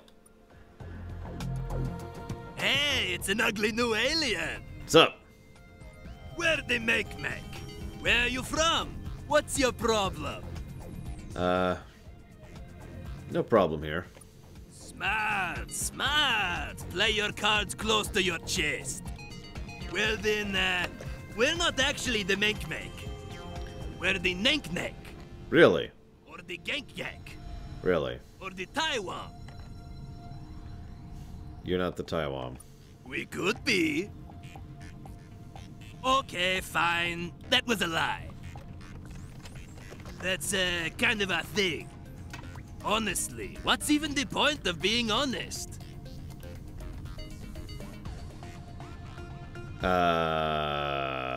No, it doesn't even have a release date yet, Lord Firestorm.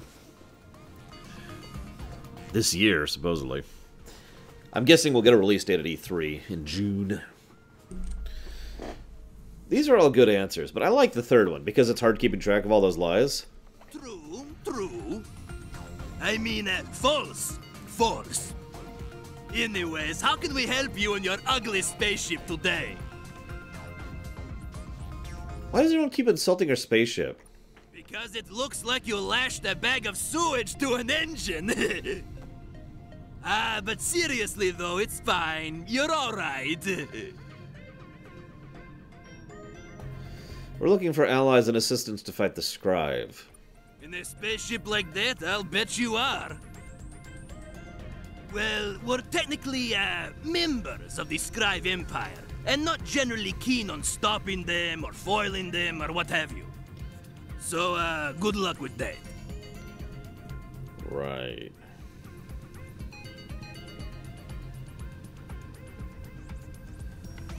So where's your homeworld? That's a little hard to say. Up, left? It moves around quite a bit. We haven't been home in a while, so it's, probably not there anymore. Right. Just tell us. I guess I could look over here on this console right by my hand for the exact coordinates. But man, what a hassle. Fine. No, whatever Menkmek is in the Gamma speaker system. Tell me about yourselves. Oh wow, this should be fun and informative. Or at least fun.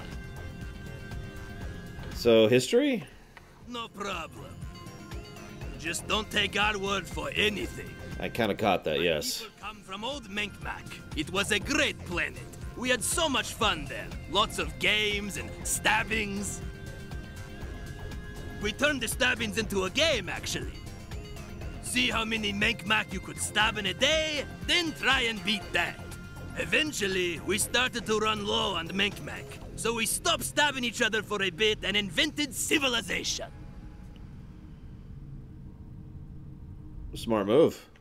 Less than you'd think. Because not long after we invented writing, we invented forging. And so began the first age of fraud. The first age of fraud. It's a little hard to say what happened next. Records from that era are for some reason a little unreliable. Yeah. The only thing we know for sure is how it ended. The story goes that one particular Menkmak called Mikemak eventually owned everything on old Menkmak. He ushered in a new era of less fraud. Woo! Sounds like a nice guy. How did he own everything? Fraud. He was the best at fraud. Anyways, he ruled as a benevolent dictator for several years until he was stabbed. Then there was anarchy. The Age of Fraud 2, the Age of Stab Chaos, and then here we are. The Age of Stab Chaos? That's a real thing that you... Yeah, we'd get pretty tired of our nonsense too. So, yeah, I'm gonna go now. Right, about that. Technically, we're card-carrying members of the Scribe Empire. Uh-huh. Even if they won't trust us with the actual cards. And there's an unknown alien, we're required to annihilate you. Oh my god, really? So eat it, punks. Alright, well, whatever. Die.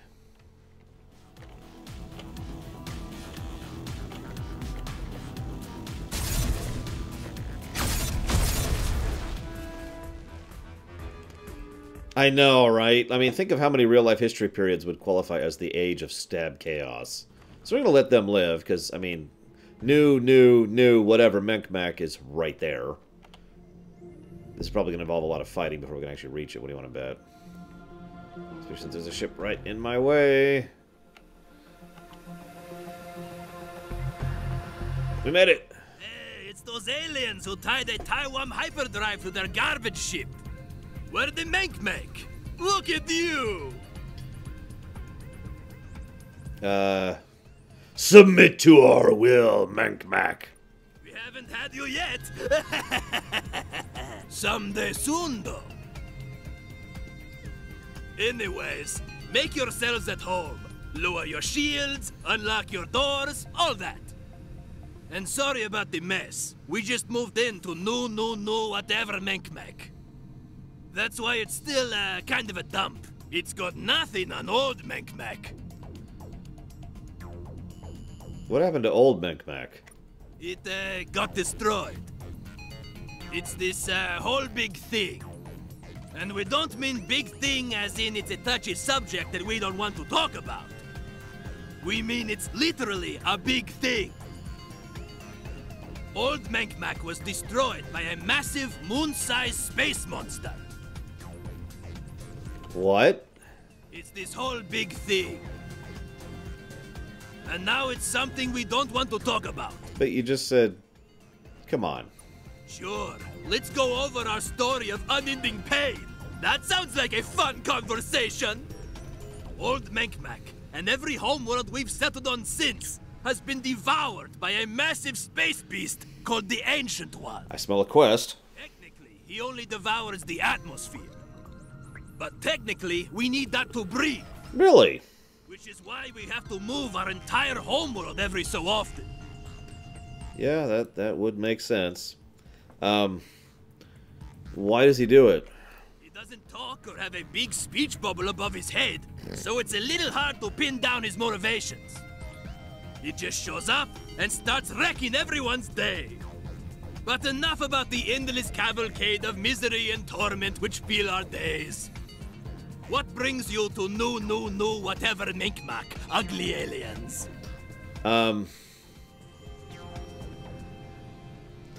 We're seeking allies and assistance. Well, you're not a member of the Scribe Empire, which means you must be looking for allies and assistance to fight the Scribe. Good luck with that. Can we have your stuff when you die, space idiots? We're not fighting the Scribe. We like being unexploded, thanks. But until you guys kill yourselves, you're welcome to come hang out whenever you want. Oh, and let us know if you want to buy anything. We've got suspiciously great deals on lots of incredible things. Could you also ask your ships to stop attacking us?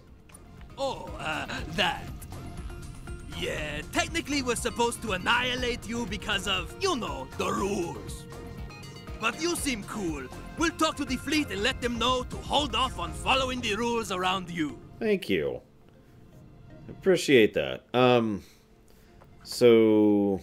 In our dealings with other aliens, we often acquire, through totally legitimate and morally untroubling means, interesting bits of technology. We would like to sell you these bits of technology. You can take them to your garbage ship, just like you did with that alien hyperdrive. So, you interested? Sure. So at the moment, we have the following items available for purchase. A hyperdrive that belonged to an alien who definitely wanted to give it up. A Menkmak Negotiator-class vessel, useful for ruining various people's days. An enhanced collector, for improving the grabbing range of your various terrestrial-based resource grabbers. Any of that interest you? Hyperdrive is 30,000, and we need that for the quest. So,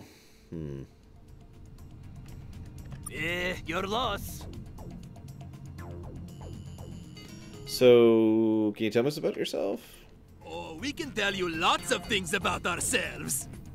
Unless you need them to be true. Then we'll tell you quite a bit less. So, tell me about this Ancient One. Our homeworld is regularly devoured by a massive space beast called the Ancient One. Technically, he only devours the atmosphere. But technically, we need that to breathe. Yeah, I know. Which is why we have to move our entire homeworld every so often.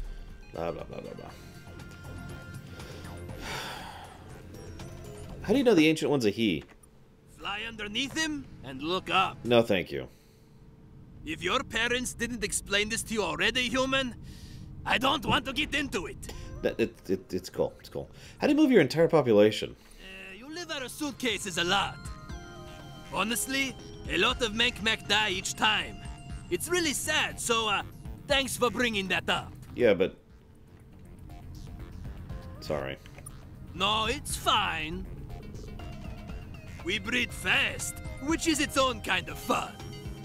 What with the candles and the music and the belly crawling out of the surf to fertilize a clutch of eggs buried in the sand. That's beautiful. Not the way I do it.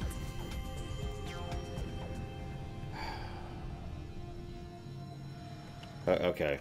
Yes, let's talk about something else other than our long-running planetary tragedy. Just kidding. You're all right, human.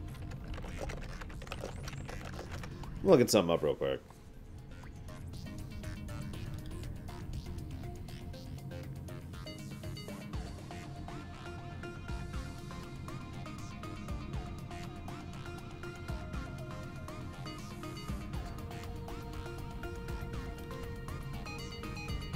No. I thought I had heard of this thing in the previous Star Controls, but apparently I'm wrong because I'm not seeing anything. Why do you lie so much? Because, as you have no doubt noticed yourself, we have extremely trustworthy faces. Have you ever tried being honest? Oh, all the time. We're being mostly honest right now. Or are we? Oh my god. But yes, we are. Honestly, honesty just isn't that much fun. Or is it? You know, being dishonest must make diplomacy challenging. Yeah, we're not super well liked. Aliens with worse faces have these morals which always seem to conflict with ours. We get along great with handsome species, though. Gullible ones, too. Like the squids, the Mookie. They always think the best of everyone. Also, the weird little freaks with the handsets. The handsets? We took their mobile assistants. Not all of them. They had a ton. But they were pretty important to them. There were lots of leaking eyes and stamping feet when we did that. Where are these guys? We don't know where their homeworld is. It probably sucks. We ran into a ton of them over by that constellation that's made out of a bunch of stars. Oh, I know the one you're talking about. Krypos, Corso, something like that. So what'd you do to the Mookie? Lots of things. For example, they're super interested in ice worlds, and for a small fee, we tell them where to find those. We have never once been right. We typically send them to desert worlds, volcano planets. Once it was just a moon we painted white.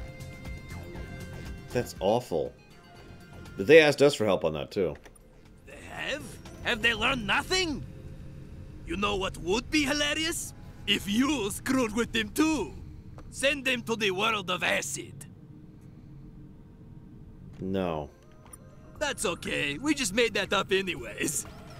But seriously, send them to a desert world. We'll give you a reward or something. No. Your loss, hairhead. Right. Gosh, you are really into these questions, aren't you? Oh, so you're done mocking our appearance and lifestyle and everything? That's cool. What do you know about the Scribe? The hate-filled, six-limbed monstrosities who regularly buy and sell us? We love them. What else could you possibly want to know? How'd you meet him? A measured vessel crashed on our planet. We promised to help fix it for them. Then we fixed it for them. Okay. Then we took it. The Measured? They're the Scribe Empire's administrators, like the living embodiment of whatever the opposite of fraud is. They've got all the forms and papers that explain why people aren't allowed to have fun. They appear to get off on it. Gross. Right? Imagine the paper cuts. Oh, dude. When you took their ship, why didn't they kill you? That's an even longer story, involving some fast talking, and not a little fraud. Also, they enslaved a bunch of us. That was a big part of it. Right. Are you fighting them? Us? Yeah, sure. Let's get in a war with the hate-filled, six-limbed monstrosities. Why would we do that? Because you like making things explode. Oh, baby. Do we ever? Unfortunately, the Scribe are a lot better at making us explode than the other way around. For a while, they had this thing where they like to kinetically bombard our weddings. Pillars of steel raining down on top of the Mank bride and Mank groom. It was upsetting. But if you can get over that, and the slavery, and the pet nappings, it's not that hard living with the Scribe. Just tell them how great their empire is. They'll love that. We know what you're talking about, though. We've heard some other aliens are out there shooting the Scribe. But honestly, that's bad for business. The Scribe have no patience for our chuckles or hijinks anymore. Do you know who's actually fighting the Scribe? We think it might be the Pinthy, or maybe the Famished. I've heard of the Famished. Have you met them yet? No. They're cool. You'll like them. They're super powerful warriors. If you're trying to defeat the Scribe, you'll definitely want their help. Their homeworld is in Beta Ishikawa A. Make sure to wear something with zippers when you visit. They'll like that. Right. What about the Pinthy? Lots. Do you enjoy having your insides liquefy and pour out your face holes? Yeah. Then you will love the Pinthy. Sweet. That sounds pretty awful. Also, whoever was asking me what else I have kickstarted, I just got a Kickstarter email from the other project, so I can tell you it's Hazelnut Bastille. That's the other one I couldn't think of the name of. Sure, what? Yeah, cool. More questions. This isn't getting tiring at all. What is with you people? I guess that's it. Is there anything else, Garbage Ship Rider? I'd really like a quest to deal with the Ancient One. See you later, Garbage Rider. But it appears I can't get that yet.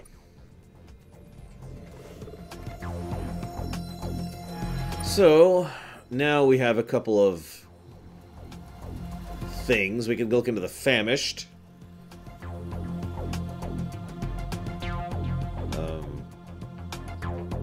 There's a constellation that begins with C.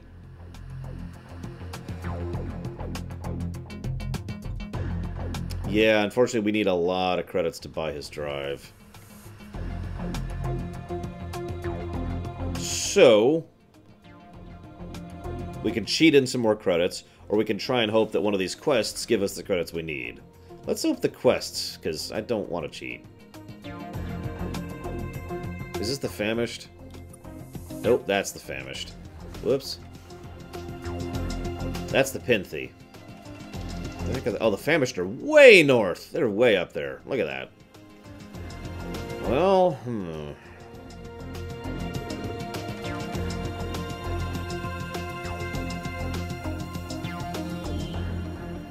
And there's the Measured, consequently.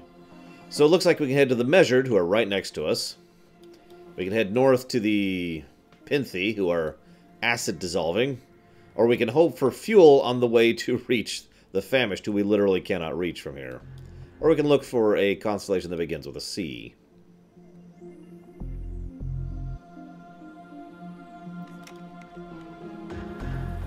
C is apparently 2. There is actually a Corpus. Just down there. So we can also go to Corpus. What do you guys think? Where should we go? I'm thinking Corpus at the moment. Let's do Corpus. Good idea. Good idea, team. Seriously, though, what do you think?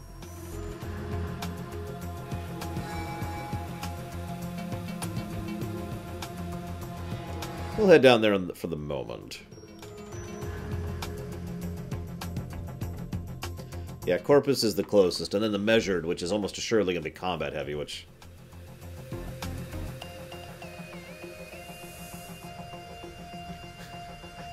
What Valerian doesn't type is, "You're going to die horribly." I'm right here, though, Lord Firestorm. Speaking of which, y'all get your tickets? Oh, I should check to see if the other theater has any tickets available while I'm thinking about it. We got tickets, but it's at a theater that's, well, it's not a bad theater, but the parking is awful. Like, actually awful. Like, drive around for several minutes trying to find a spot and end up parking, you know, at a 10-minute walk from the theater. Awful. That's how bad it is.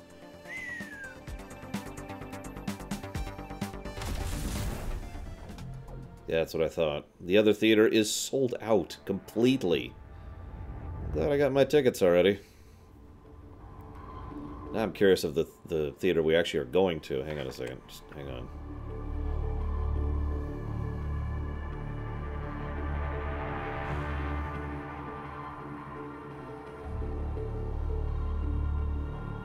Let's see how sold out these are.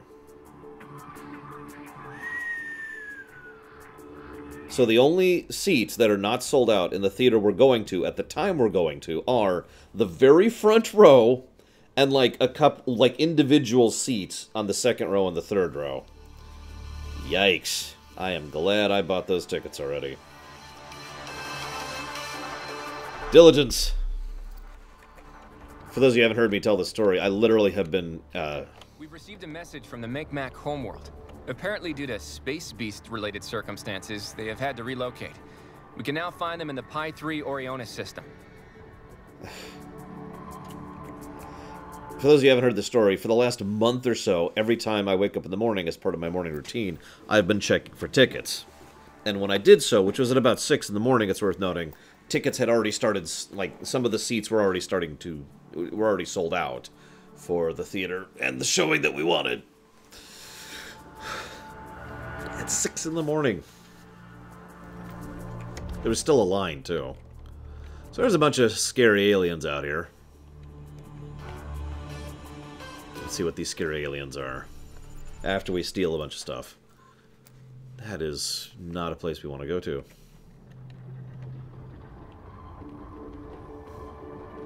Is there any point to scanning stars? Like, I'm actually curious about that.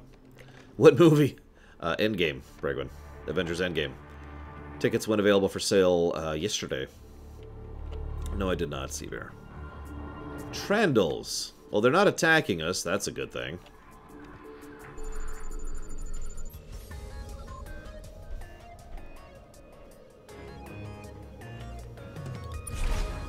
We do need money.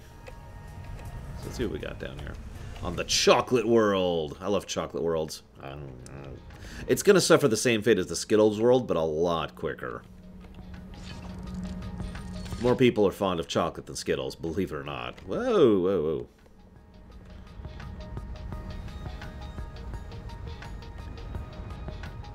Oh, it's a drone. Hello, little drone. Die! Oh, jeez, they hurt. They hurt, they hurt, they hurt. No!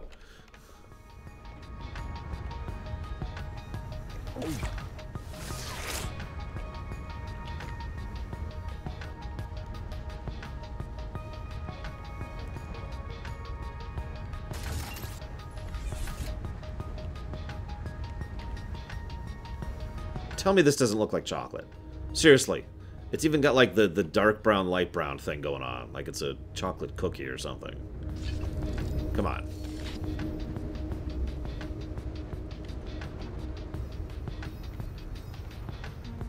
I'm just waiting for the time when I find out that the drones are actually part of a race, and as soon as I encounter them, they're going to kill me because I've been shooting their drones.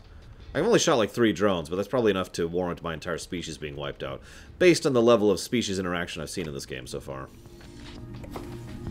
Hi, Saldir. Alright, let's talk to these guys. Let's see what kind of people they're like. Please don't kill me. Hello. We come in peace. Good. Who are you? We are called the Trandals.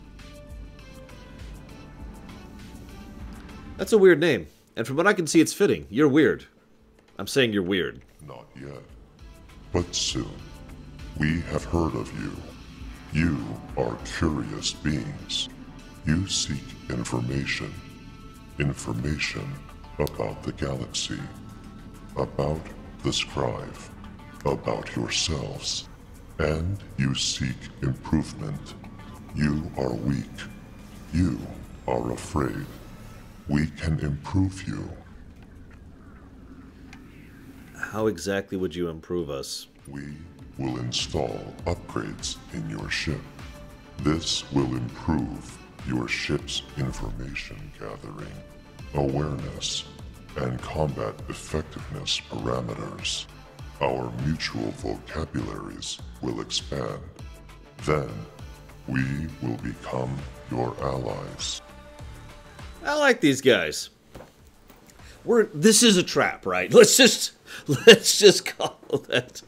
This is a super trap. I mean, look at them. You can tell they're evil by the way they look. I mean, that's how that works in science fiction, right?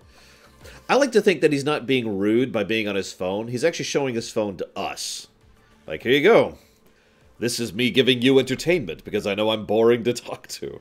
Can we get some more specifics about these upgrades? With upgrades, your ship will get faster enoms, better information analysis, burst processing. Husks will also see marginal improvements.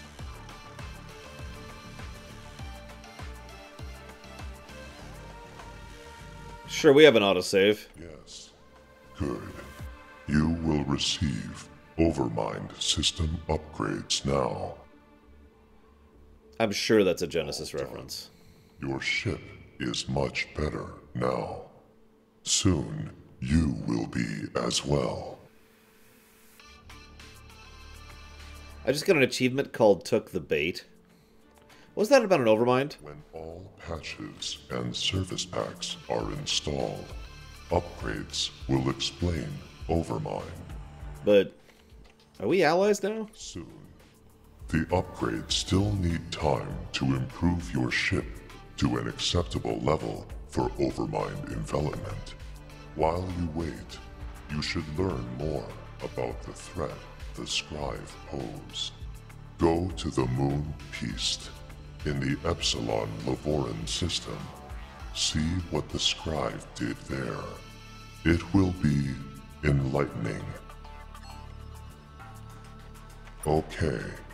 Dock at many space stations when you do. Hang on. So we're going to make a save. We're going to call this save Trap. Whoops. Trap. Then we're going to load this. This is before we did that, right? Let me just make sure. It's either immediately before or immediately after. Hang on. Captain's log. Nope. This is after. Hang on. So load this one. Hello. This is before, but we come. Who are you? We are called the Trandals. Nice to meet you. Not yet. But soon we have you see about, and you are weak. We can improve you. Information about the Scrive? We're seeking allies to help us fight the Scrive. You have already noticed difficulty in communications. We struggle to communicate with your kind. An alliance would involve more communication. It would be impossible with you in your current state. We will install upgrades in your ship.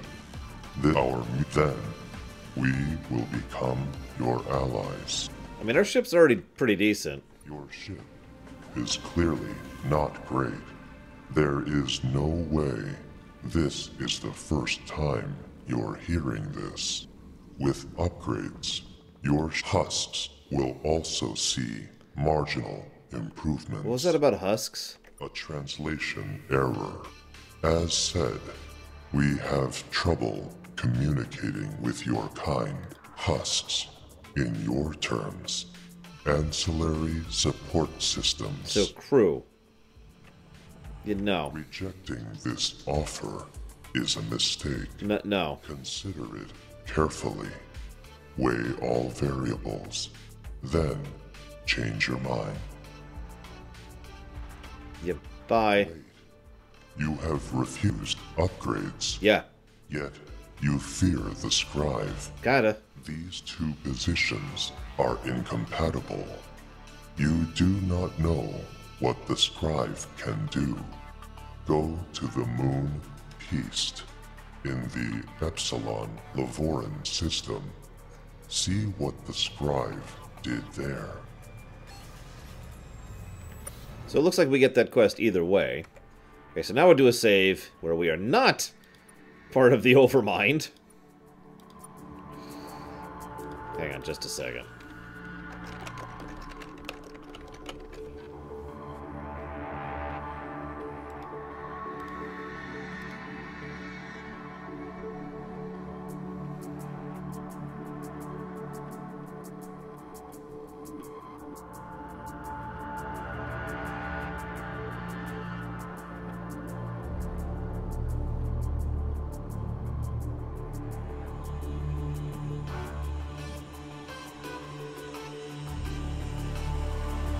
Huh. Apparently both of these lead to the same quest arc.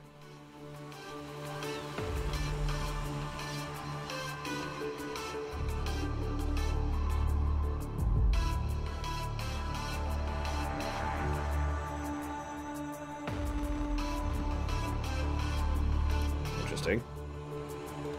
But we're gonna go with the non-infested path. Does that sound cool to everyone? Is everyone cool with that?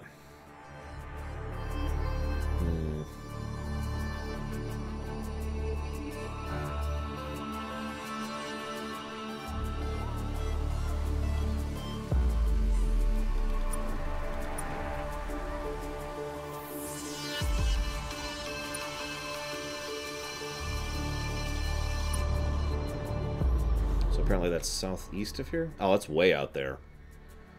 Well, shoot. Ah, whatever. I want more fan fiction in my life.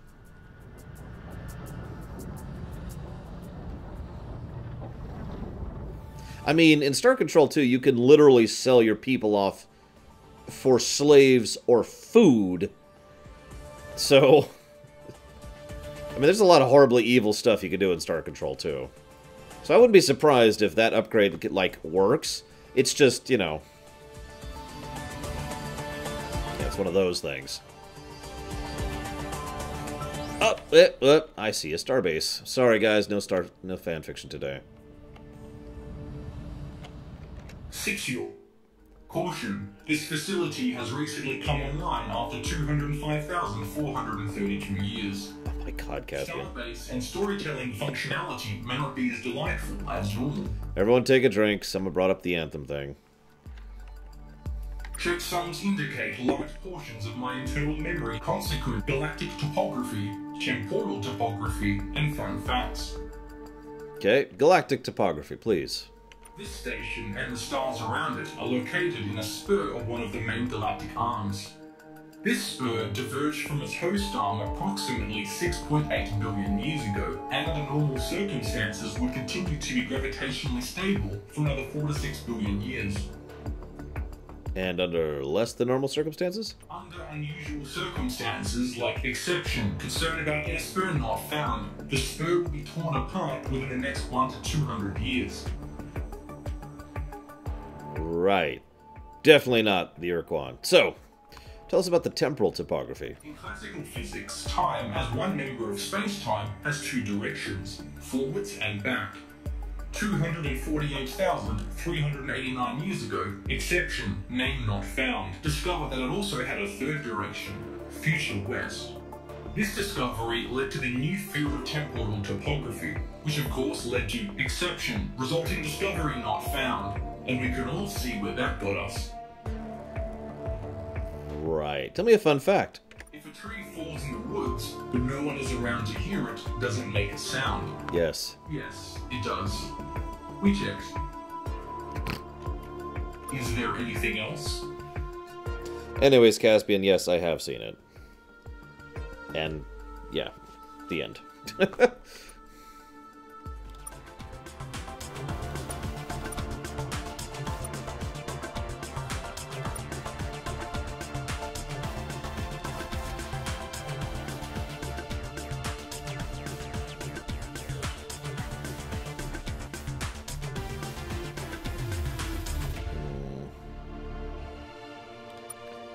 Don't sell those off.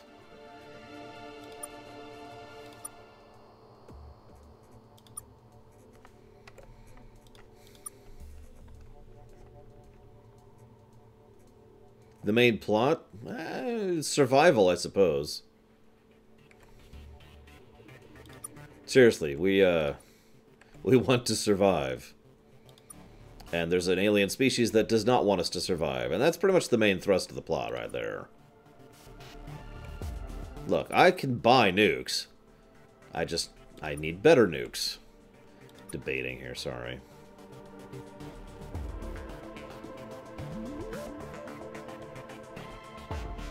Ooh, a Deflector Mark II, which is, of course, very expensive.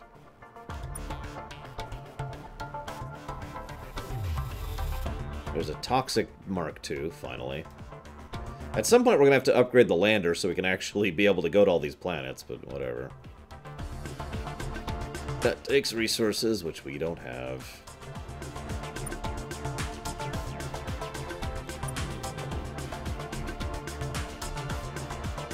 Yeah, honestly, we're just kind of scrapped for resources anyways, so... Is there anything else? Nope, we're good. Exception. Civil farewell not found. Yep, peace.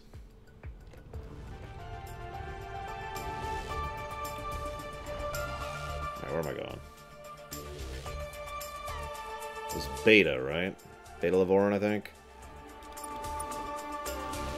Nope, Epsilon Lavoran. My bad. Glad I checked.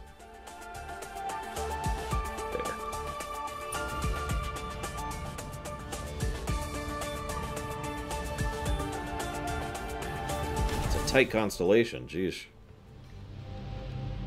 Don't worry, guys, we'll have more delicious fan fiction. A signal from somewhere in this system. A scribe beacon. Not dangerous, but it might be worth investigating. Well, thank you for pointing that out.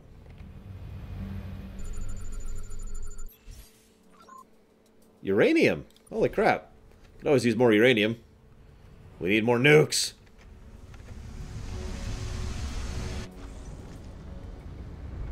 And, of course, there's more drones here. For whoever it is that these drones are working for.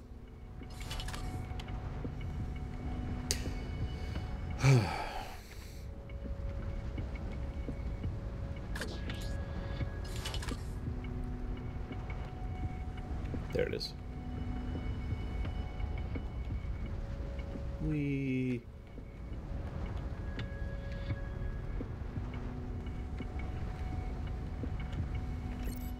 This is a strange place, Captain. It feels ancient. And yet everything is amazingly intact. It sounds weird, but I wonder if this belonged to the precursors. This is just an empty room. Oh, hang on. The wall has a picture on it. No, the wall has 2 pictures on it. 3, 4. Let's say the wall has a lot of pictures on it. All of them shifting and shimmering. I've got a feeling that that's not actually a wall. It's more like some kind of fold in space-time. A naked singularity the precursors have turned into a whiteboard. Those damn precursors. Anyways, we'll see if there's anything else here we can make use of. Received Heat Shield Mark III. Nice. Alright, Ensign Caspian. I'm going to need you to go into that fold in space-time. Here's your tricorder.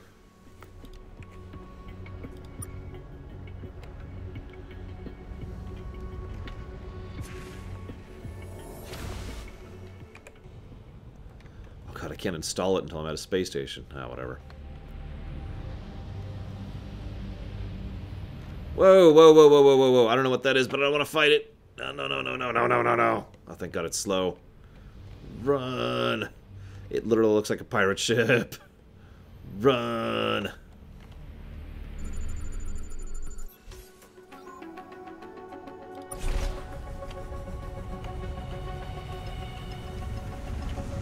God.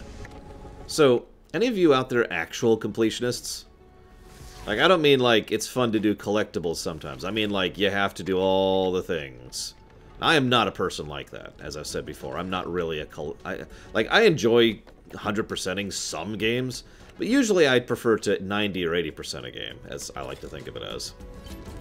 And I bring that up because I want you to picture trying to 100% this game. Obviously, that's technically impossible because of mutually exclusive paths, but, I mean, like, just picture going to every planet in the galaxy, and then going to, and dropping down on all of them, like this, and getting all the stuff on every planet in the galaxy. Picture that.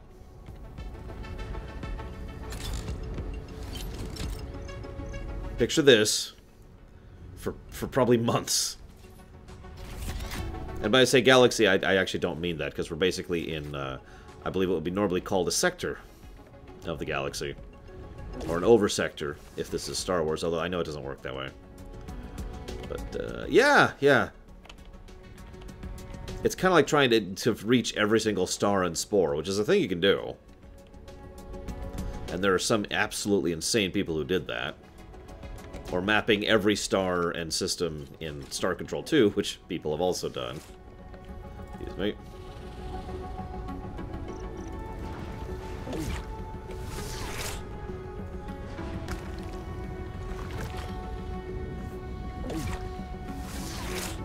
Ugh. Oh god. Didn't someone like very recently accomplish that, Retu? Oh, no, I'm thinking of Eve, aren't I? Eve Online. I feel like it was Eve.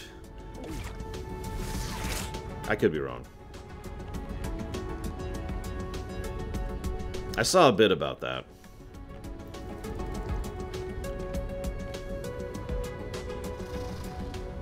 Andromeda's planet exploration varied in quality based on the planet. But I did like the lander craft whose name I can't think of. The Mako 2. And of course I like jetpack. Who doesn't like jetpacks, honestly?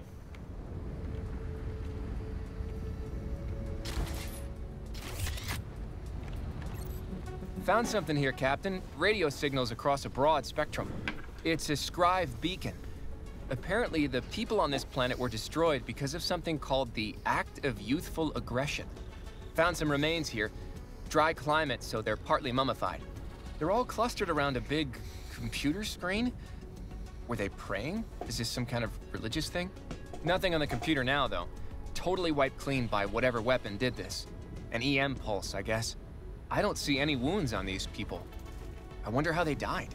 I also wonder why the Trandals were so keen on us seeing this. It's awful, but not like uniquely awful. We knew the Scrive sucked. Well, whatever. I'm gonna drive the lander over this Scrive beacon a few times and see if any useful parts fall off. Good idea, Ensign Caspian. Yeah, we got atmospheric stabilizers. Cool.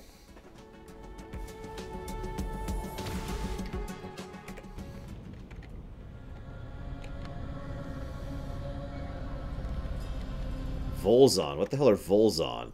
Also, the name of that ship is a galley. Those are definitely pirates.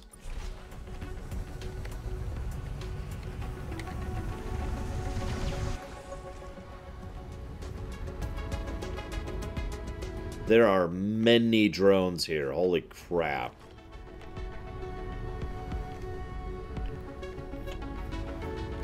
I'm gonna sound like an idiot for a second. Is Pseudonium, excuse me, a real... Wait, hang on. That's actually an R, isn't it? Praise-stonium. Never mind, never mind. Never mind, ignore me. I'm even more of an idiot than I thought. Oh god, there's turrets here. But resources... I need 170,000 resources. And by that I mean RUs. Must get resources.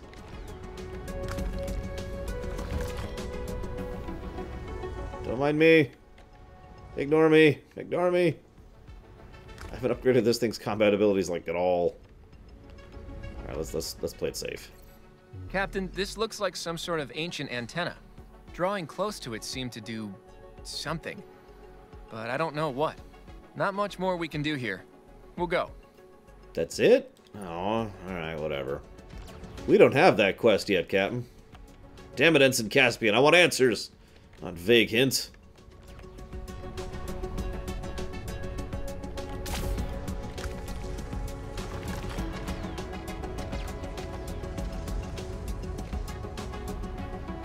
Oh, geez. So we met the Mekmak, and we met the Trandals. We're actually dealing with the Trandal quest right now. What else? Ow. We dealt with the... Pendrak, something like that. The Taiwan, obviously. The squid people, who were delightful. Run, run, run, run, run! Okay, we made it. Alright, and we're about to deal with the Volzon. Surrender your ship, and prepare your crew to spend a lifetime serving in my galley. What kind of benefits plan do you offer? It's actually quite reasonable. We are fully unionized. Workplace accidents outside of occasional combat mutinies are quite low. We offer flexible time off and an industry-leading retirement plan. Are you interested? Kind of tempting, but no. Then die. Oh god, we were really low in health. And they are not a small ship.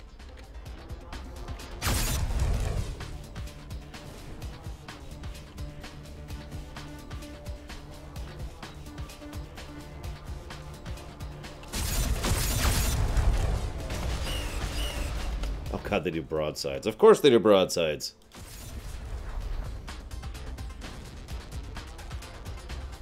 Yeah, each option was a no. Which is funny, because again, you can do some really evil stuff in these games. In the previous ones, anyways. Okay, these guys are really weird to fight.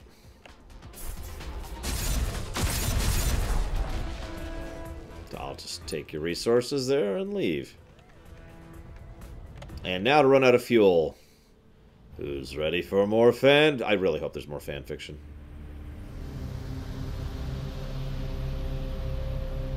Well, there's a sentence I never thought I'd say out loud. Yeah, look at our effective fuel range. We can't even make it to the starbase, which is in this squadron. Constellation, excuse me.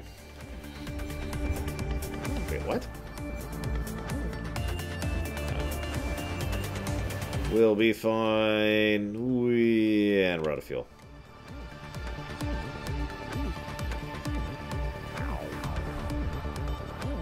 We ran out of fuel, Captain. We're sending a distress call to the Taiwan now. I hope there's not a point at which they stop rescuing you, because I'm more or less deliberately running out of fuel now to get more of these encounters. Hey, best friends! Hey! Did you run out of fuel again? Nice work surviving. So, seeing as you're completely... We have seen all of your shows and have a lot of great ideas where to take some of them next. Give me some fanfiction. Too late. I've already started. Ensign Merquim's... Aww!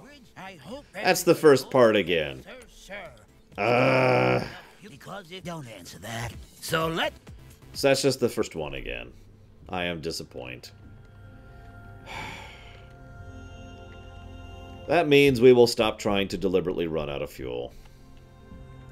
The fanfiction stuff is probably the only stuff that's really made me, like, laugh so far. Welcome back, Captain. All the aliens keep insulting my ship. Well, yeah. Think about what it looks like to their eyes.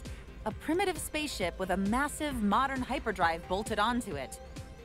It'd be like if we took a 15th century sailing galleon and strapped an outboard motor on it.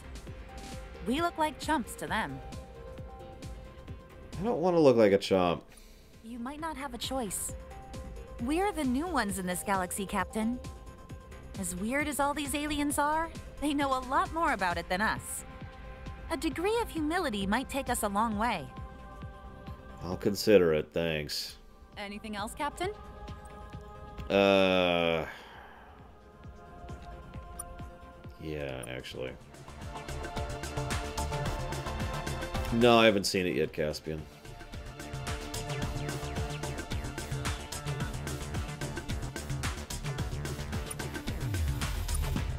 Although, while we're here, let's put on the heat shield that we have. The stabilizers that we have. I think that's it. Yeah. And we're basically saving all our money right now because we really want to buy that hyperdrive. Anything else, Captain? She's just the contact point. She's basically the human in the game. Good luck, Captain. You know, you always talk to one member of each race. Well, that's the... Oh, I should probably get fuel. I'll get fuel here. I don't know if it's cheaper, but it might be.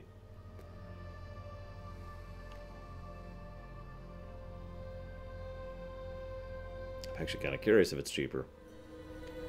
I mean, do you think fuel would be cheaper at your home base more than anywhere else? But whatever, we'll find out.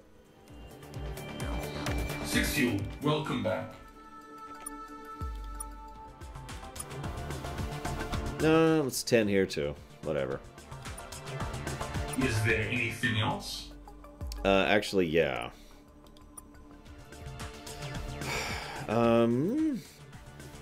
Nukes. Lots of nukes, Zalok. I guess we should head out here. Head back to the Trendle. Let's save before we go back and talk to the Trendle.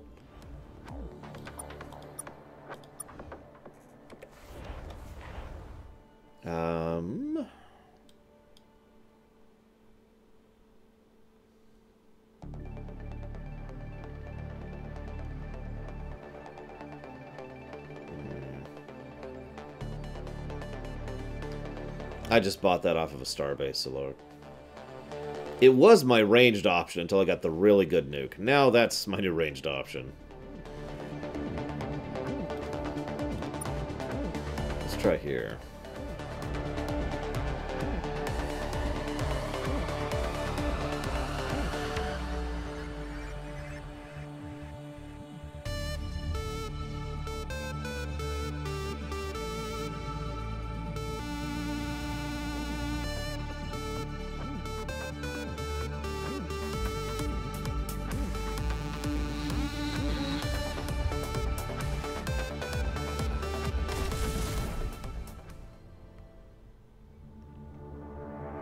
There's faint radioactivity coming from the system. Can't tell which world, though. Well, there's that trader. But I don't have the kind of money he needs yet. I don't have any of the money. I need so much money!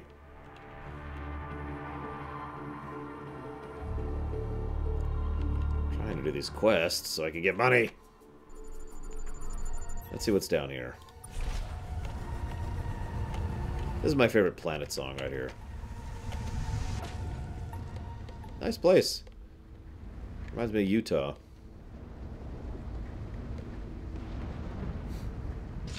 Or Frostpunk, except the other version. Heat Punk. Seriously, we need to have a Heat Punk. Like, I need to get a hold of those developers and just be like, guys, I don't even want any credit or money. I just want you to make Heat Punk. Go do it. Just make it happen, okay? And you know, make it good, obviously. That would be nice too.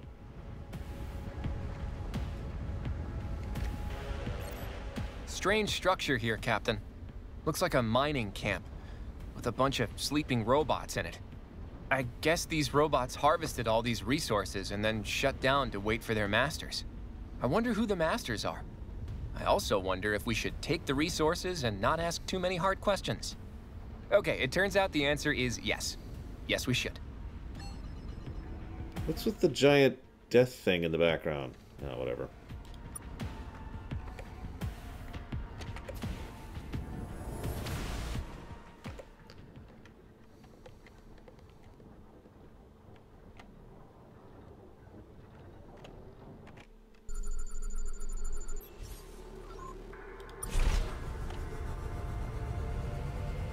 See, now I'm paranoid about selling resources.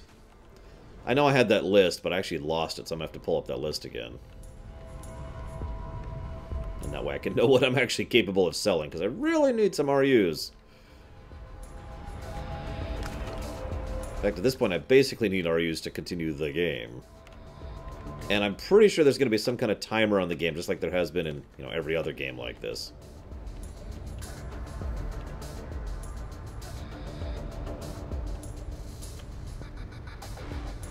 Ooh, I like it, Darren.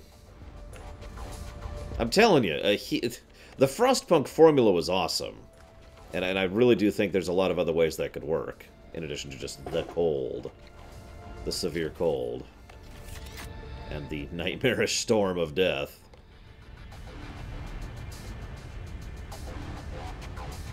Then again, I said the same thing about Subnautica, but they're just making Subnautica again, so... Don't mistake me, I'm looking forward to the new Subnautica, but I was really hoping that Subnautica 2 would basically be space. Just space. Because that would be awesome. In my incredibly amateurish opinion. Where the heck is this thing? I thought I must have landed on the wrong planet.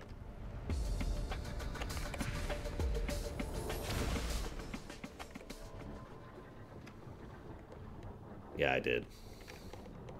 I'm gonna land on the planet that's immediately next to it. That's a dark world. I wonder if Thor's here right now.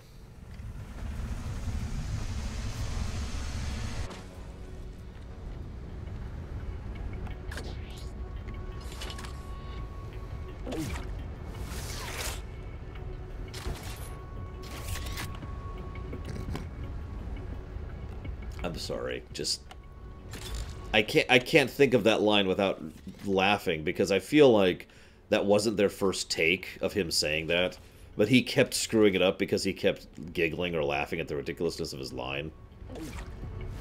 Like, you can tell he's fighting back laughter as he's saying it.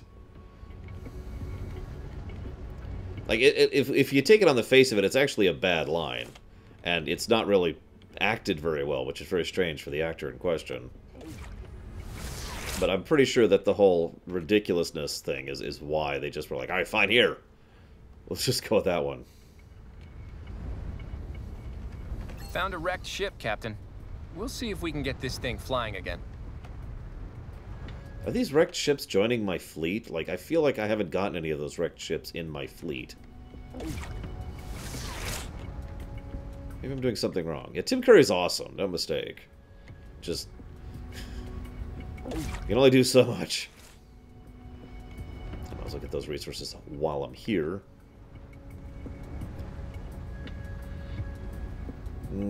That could be it, Rotu.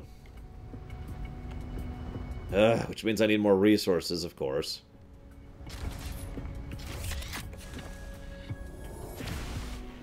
Yeah, I don't know how to fix the ships, though. I haven't seen any indicators of anything that's like, here's how you fix ships, you know. Whoops. No. So anyways, are those Trandals? Excuse me, are you a Trandal? Come back here so I can kill you. Are you a Trandal? Yep, that's a Trandal. Alright, hang on. Save. What happens if you don't have room, Retu? Hello again.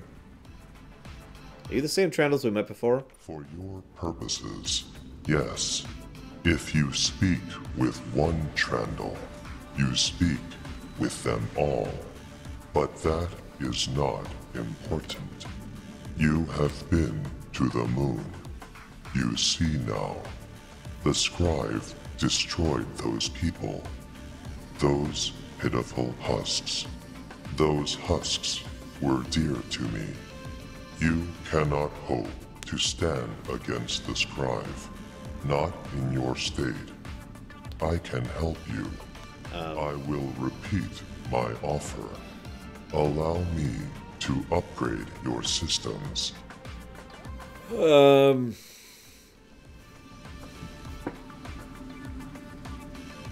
do I have a feeling this is railroaded? Like Colgrim there, he is super railroaded. He goes out in the day and he's got to like clunk his feet onto the rails. It's just such a pain. It's horrible. I don't even know how he deals with it. I'm feeling a bit better, yes, thank you, period. What are you up to today, question mark? Thank you very, very much, Colgrim. As ever, much appreciate those subs. Would you like to put that sub towards a future stream?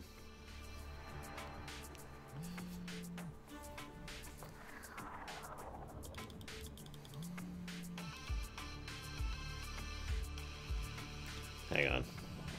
I'm gonna look something up with the Trandals here, because... Yeah.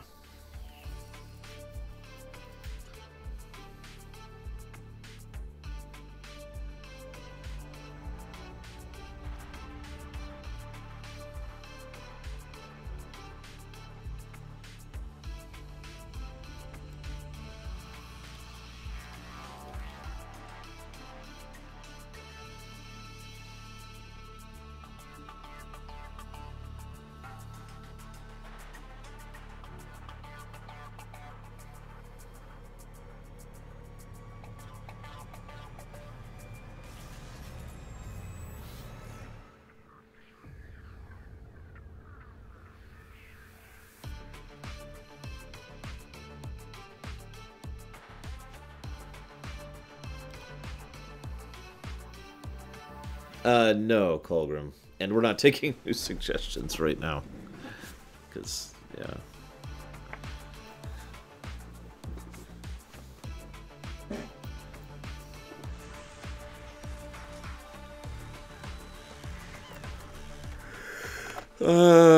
We had some questions first. I'm gonna leave. Now then, take the upgrades. No. We'll just be going. Not in that state, you won't. What a clever husk. You have noticed something unusual. You have noticed I am not the Trandals. Thank you, Colgrim. I am Overmind. Hi, what's up? The Trandals are mere husks, carriers for me. Okay. Accept the upgrades. Transform your husks into something better as well. Let me do the thinking for you. I like how we can actually say yes to that. We can still, even after he flat out admits what's going on, just say, yeah, okay, sure. I don't like thinking anyways, personally. Well, I hope it's a good book whenever you do select one, period. Right now, an alien species is trying to convince me to let it do the thinking for me by installing Overmind upgrades on my ship, period. I'm thinking I will say no, period.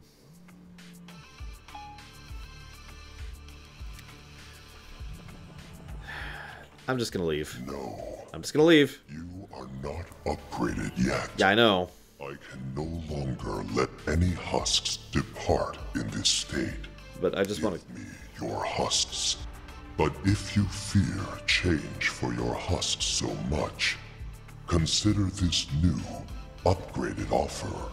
Okay. You will spread Overmind for me. In exchange, your husks will remain unupgraded, but you will deliver useful devices to other husks of my choosing.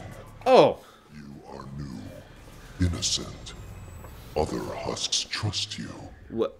So what will it be? Oh yeah, that's a great thing. Let's go to the Squid people and the Taiwan and make them part of the Overmind.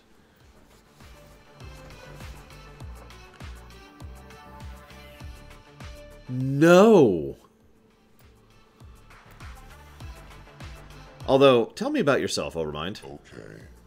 Overmind is great and very admirable. Okay. What else you got? So what are you? Overmind. No, but like... Unified consciousness and decision-making apparatus suited for spreading misery and Overmind. You spread misery. Also, Overmind. No, I caught that part. Husks always get hung up on the misery. But you... But misery is of secondary importance. Spreading Overmind is more. Okay, who made you? All references to Overmind's creators are protected. Right. How did the Trandals first become part of the Overmind? Overmind's makers created many vectors for spreading the Overmind. One of these, an automated probe, collided with the Trandal homeworld 233 years ago. The Trandals were in an ideal state for overmind envelopment at this point. Post-industrial technology, highly capitalistic, mildly gullible. It took less than a year. Right. How many other species are part of Overmind? No. But I am trying so hard. Oh, you haven't spread yet. Soon the Minkmac, Maulings, and Famished will be Overmind. Oh, the Maulings. Never heard. Tell me about the Minkmac. Huge mouths. Lots of talking. Too much talking. Yeah, Overmind will shut them up. Yeah, what about the Maulings? They have a god which has slowed down Overmind envelopment. But someday soon, Yeah, what about the Famished? they are potentially not compatible with Overmind. But they have unique vulnerability, which increases our chances. Cool. They are cannibals. They talk to husks as they eat them. I have sent many of my own husks to their deaths at the hands of the Famished to listen in on their conversation. Right. Okay.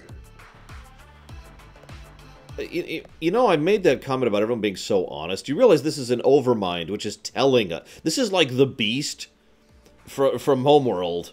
Just flat out saying, yeah, I'm the Beast. Do you want to join me? So, will you accept my offer? Will you spread Overmind to husks for me?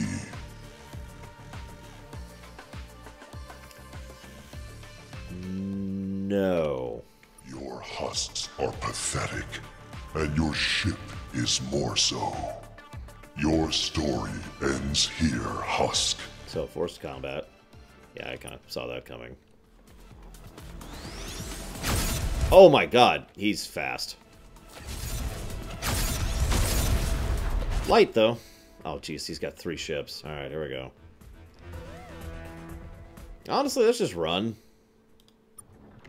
Let's just peace out of here.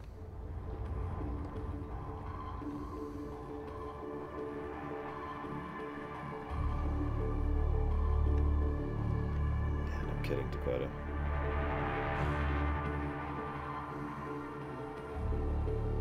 God, why is our ship so slow? Okay, hang on. Pause.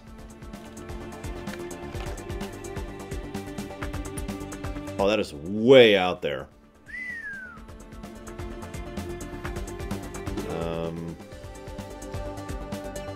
Well, let's see what we find on the way. Hopefully there's a starbase on the way up here.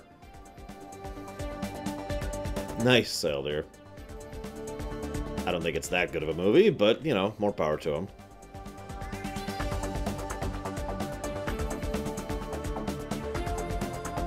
Then again, I don't think Avatar is that good of a movie, and that's still one of the best-selling films of all time.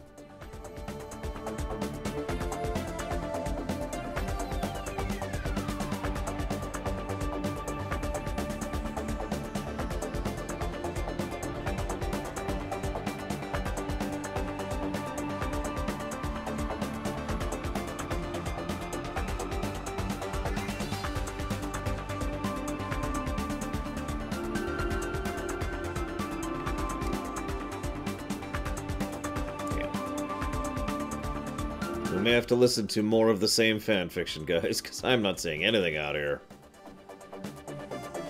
I wish there was a slightly easier way to look for new starbases.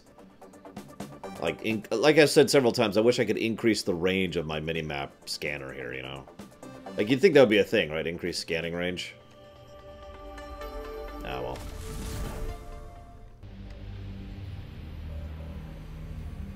What do we got here? Very low fuel, so we have to be a little careful here. Yeah, no kidding, Black Val. I haven't seen any yet. Okay, let's hit the moon first. That's true, they did.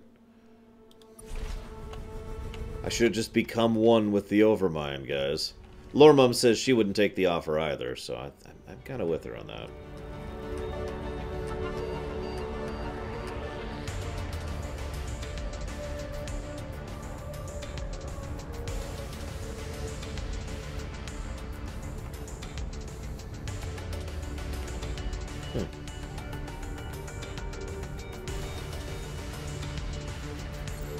Got a hospital here.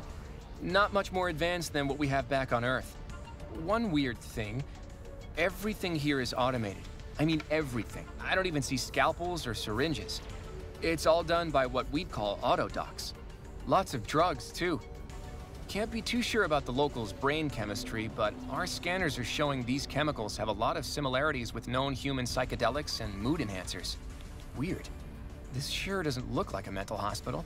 Not much more we can do here. We'll go. Interesting.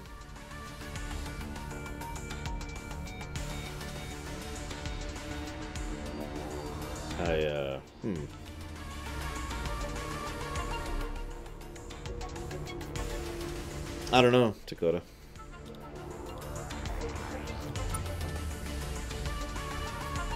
There's several buildings on this planet to check out. Found a museum here, sir. Kind of a natural history type thing. Vignettes of the Trandals and their old way of life. Paintings, sculptures, other great works of art. Well, great for them, I guess. A lot of it is just Trandals killing each other. But, you know, artily. Seems they had quite the warrior culture. Weird. There are some multimedia displays just going haywire. Like actually shooting sparks everywhere. Almost like they're angry we're here. We found the curator's office and a safe full of what looks like data chips. I love data. We'll take these with us. Not much more we can do here. We'll go. I'm more partial to Laura myself. So since I'm never taking those upgrades, do you mind telling me how you get out of taking the upgrades, Rotu? Found an old fabrication plant here, Captain. For making electronics, it looks like. Cell phones, maybe? Cell phones which all ran a software called Overmind. The locals seemed to think it was some kind of personal assistant. I see. It looks like the probe that Overmind arrived on managed to beam it down to one or more businesses on the planet, who immediately began installing it on their products without asking a ton of boring ethical questions, or even exercising basic common sense. Cute. We found some posters.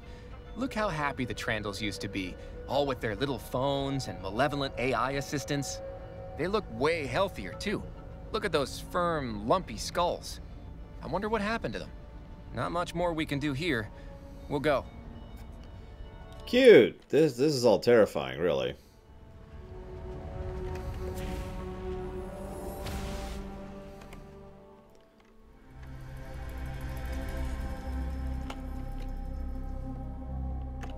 So this is probably their actual homeworld then. I guess ex-homeworld? I don't know. Why does everyone care so much about a homeworld? God, I don't even get that.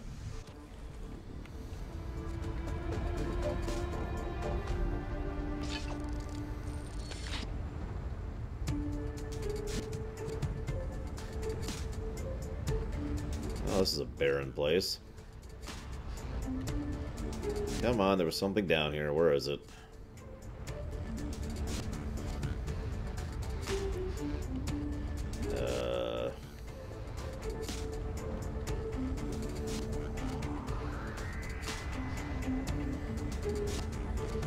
Okay, I swore there was a thing down here. Now I'm not seeing anything. Alright, whatever.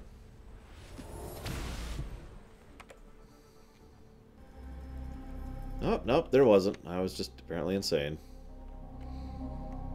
Well, let's go to this planet then. Let's see what we got here.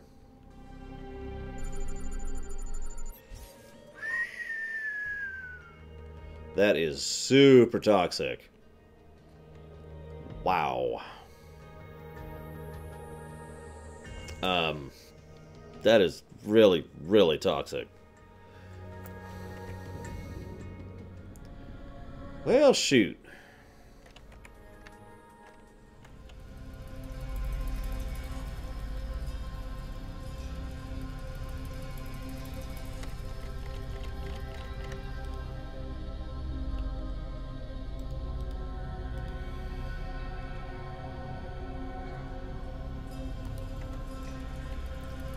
We're gonna try one more thing here. Because we're out of fuel, so, you know, fan fiction time. Hang on, hang on. Nope, nope. So we went there. No. We went there, we went there, we went there. Is that 3 it? It looks like it's it. Yeah, that looks like... Wait, what? Hang on.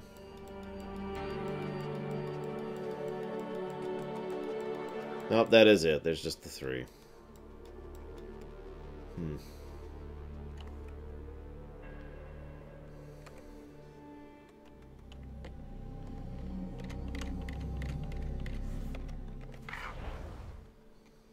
And of course, we're just out in the middle of nowhere. We can't even reach the nearest star on our current fuel.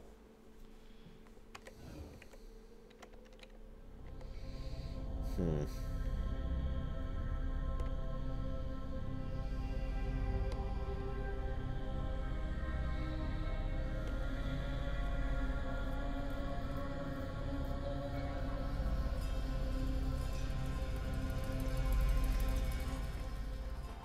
Oh, whatever. Let's run out of fuel. And we're out.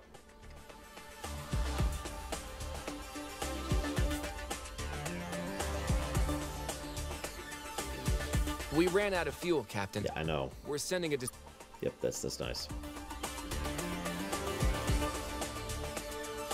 I know, right, Rotu?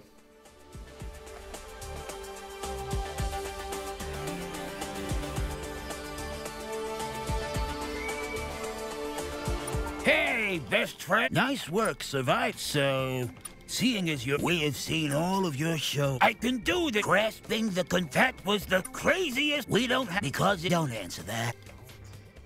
So anyways.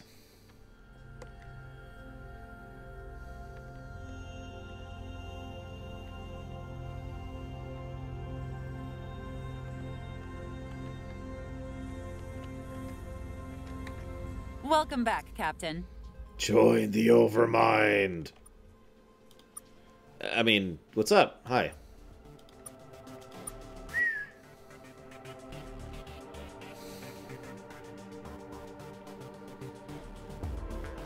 Oh, yeah.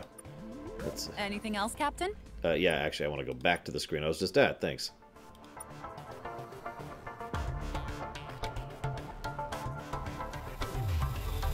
Did I install it? Yeah, I guess I did. Alright, never mind. So where was that additional fleet thing? Ah, there it is, docking bay.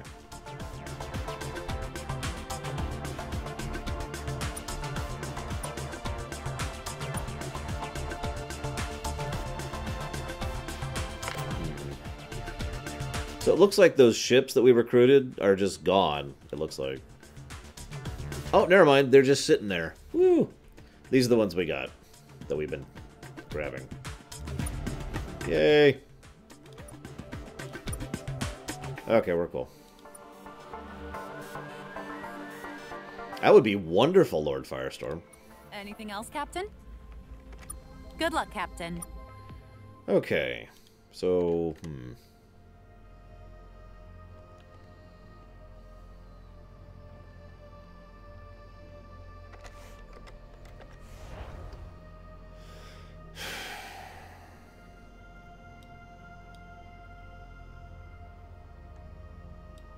So there's the Mowlings. We never did go to the Measured.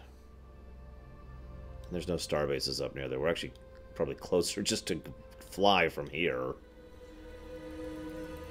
So... yeah, let's just fly to the Measured, I guess. Whatever. Let's make up fanfiction on the way there. And then... Ensign Mike Mark, or whatever his name is, said, "You know, Captain, I've always admired your glistening sheen." The captain turns a violent shade of purple as his blood vessels all inflame simultaneously. "I never thought anyone noticed the amount of time I spend lubricating myself in the morning." I got nothing.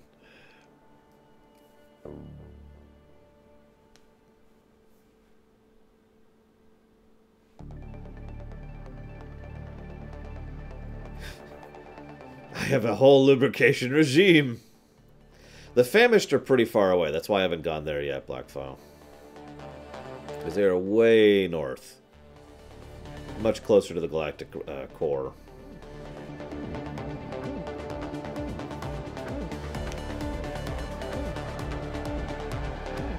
Like, we're going to need some fuel upgrades to even think about going that way. Or to meet more friggin' star bases in that region. I'm this tempted to glance at a map and just kind of get a vague idea for where some star bases are. Get some direction on that one. Hello.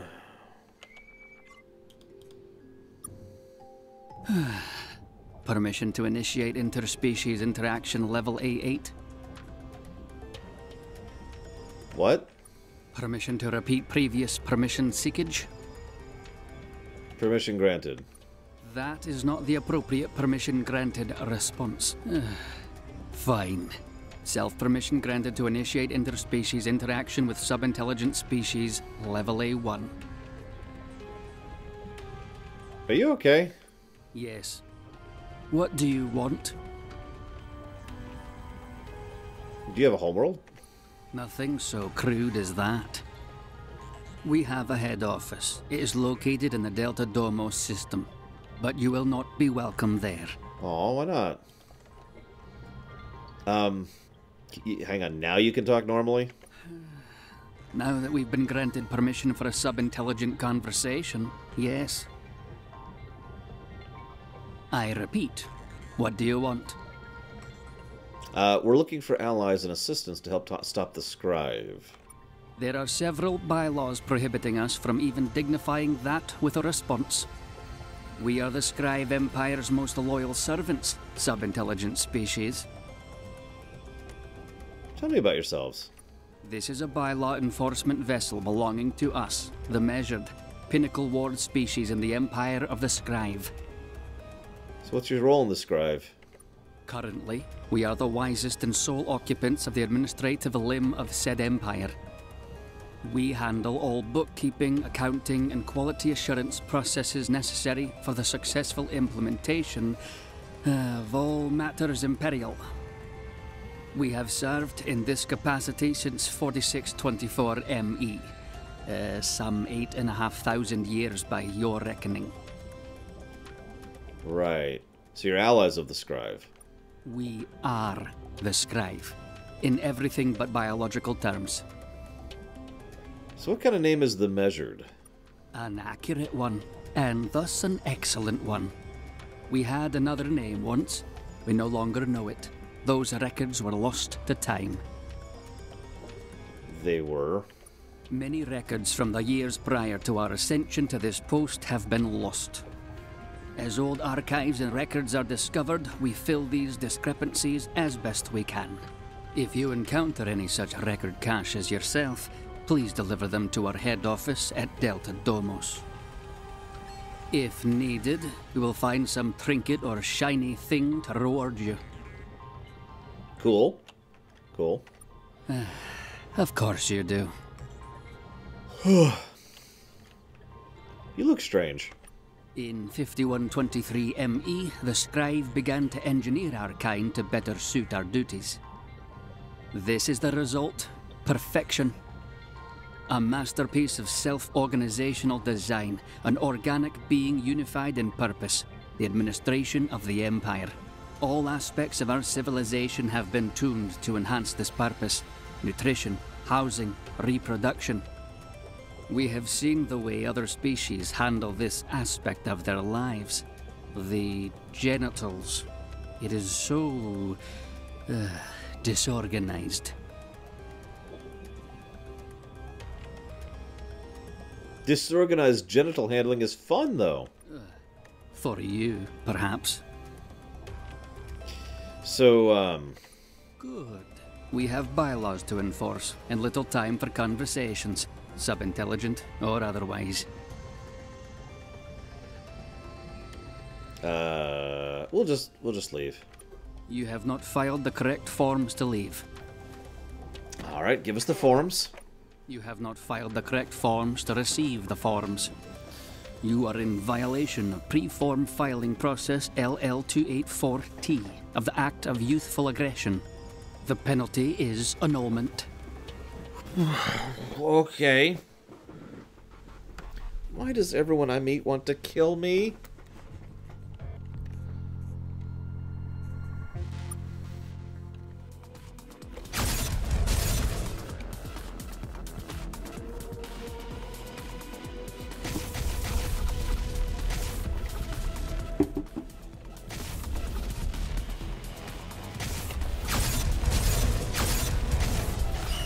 Sorry, why does everyone want to kill or worse than kill me?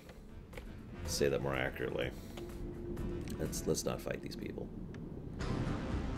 So we need to get to the head office. And avoid that guy who wants to kill me. Head office is this way. Oh, there's a starbase! Oh, there's a starbase. There's a starbase. There's a starbase. Caution. This facility has recently come online after 205,432 years. Starbase and storytelling functionality may not be as delightful as normal. You know, that's true. The Taiwan and the Mechmac of all people. Oh no, the Mechmac wanted to kill me, but the Taiwan didn't want to kill me, and of course the Squid people didn't want to kill me. The Squid people are awesome. Check some consequently. Exception, name not found, giraffes, and fun facts. Okay. Tell me about those name not found folks. Exception, name not found, were biological beings composed of largely conventional organic molecules. The primary exception being exception not found. They were larger than you, but smaller than other beings. They were hairier than you, and hairier than other beings. Much of their advanced technology was created for the purpose of preventing hair getting caught in machinery. I mean, you gotta progress somehow, right? Tell me about these giraffes. Giraffes are long-necked ruminants that evolved natively on approximately 45% of all habitable worlds. This is spectacularly unlikely and has been the subject of study by every reasonably advanced civilization since history begins. Also spectacularly unlikely is their habit of instantly disappearing en masse from worlds, apparently as a response to some event in that world's civilizational development. Exception, name not found. Research on giraffes had apparently reached a critical juncture when an exception, event not found, occurred. Right. So give me a fun fact. Your neck has the same number of vertebrae as a giraffe's. Okay. Is there anything else? Yeah, what do you got? Other than fuel. As we slowly run out our resources, fueling up. I wish there was a way to see just the new stuff. That would be a nice little touch. Instead I have to check everything each time. I just kind of remember what's new. Oh, hello. Fleet weapon damage, plus 10%. Fleet deflector. Fleet accelerator. Fleet charger. Not bad.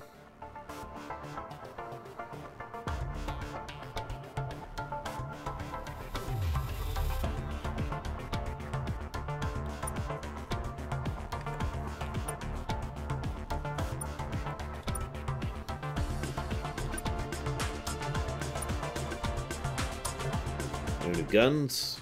Oh, hello.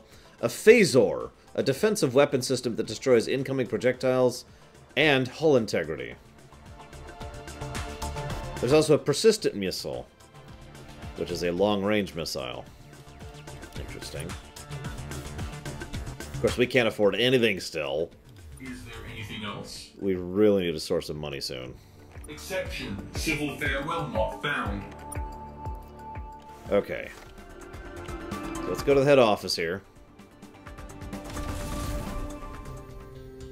I mean, the head homeworld office, whatever.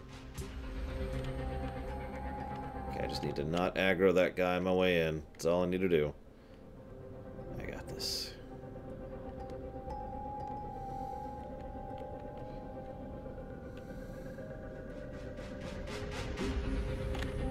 Supplied dialogue objective statement with supplemental information exchange authorization form following process V38967.3. Ah, it's you, the humans.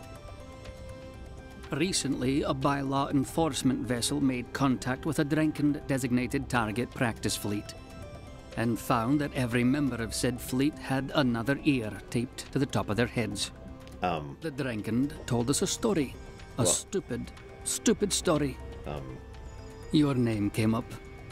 As per the Consolidated Scrive Ward Species Mockery/Interference Regulations, you are being provided one warning. Do not interfere with the activities of a Scrive Ward species again. Now then, what do you want? Information? We do not distribute information freely. Ward species of the Scrive Empire have severe restrictions on their information diets. But you are not a Ward species.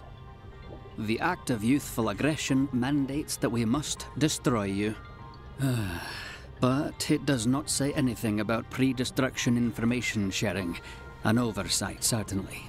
But we can only enforce the law as written. Perfect. That you would visit our homeworld is unprecedented.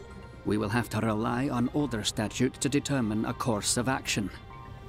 You can consider yourself fortunate that older statutes viewed unknown aliens more favorably. We have decided you will be granted Lev 2 Visiting Scholar access privileges. What information do you require? Thank you. So, tell us about the Scrive. The Scrive are everything. They are the light which shines. They are the path forward. They are the sword which pierces the veil of ignorance. They are sublime. Can you summarize their history? The Scrive were blessed by the gods with intelligence and strength. They lived in harmony with the other beings of their world, turning the beasts to labor and the plants to crops. There were conflicts, yes, but every dispute was settled honorably, and lengthy wars were all but unheard of. Their history contains none of the pauses or dark ages that so many others do. It is no surprise that they were the first among all sentient beings to reach the stars. They were the first to reach the stars?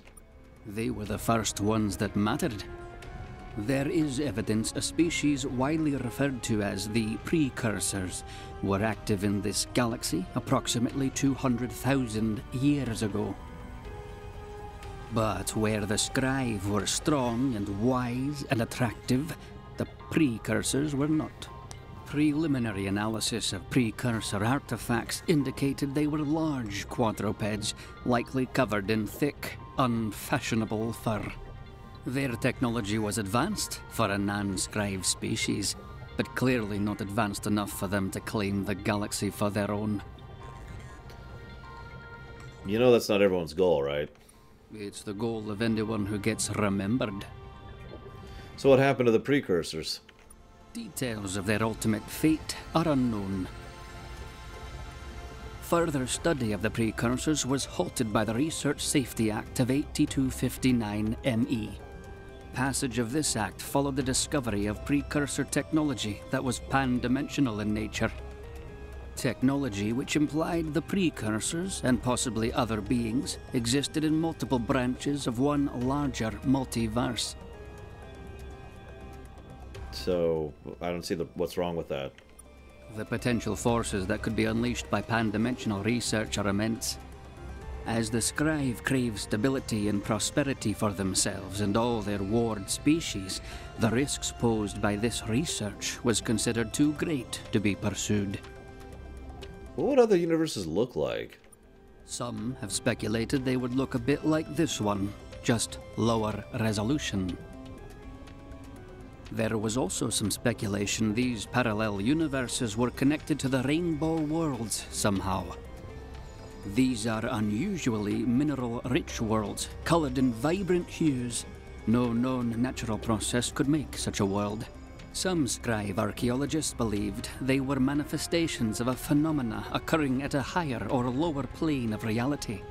Following the deaths of those archaeologists as mandated by Clause 2 of the Research Safety Act, the theory was not explored further.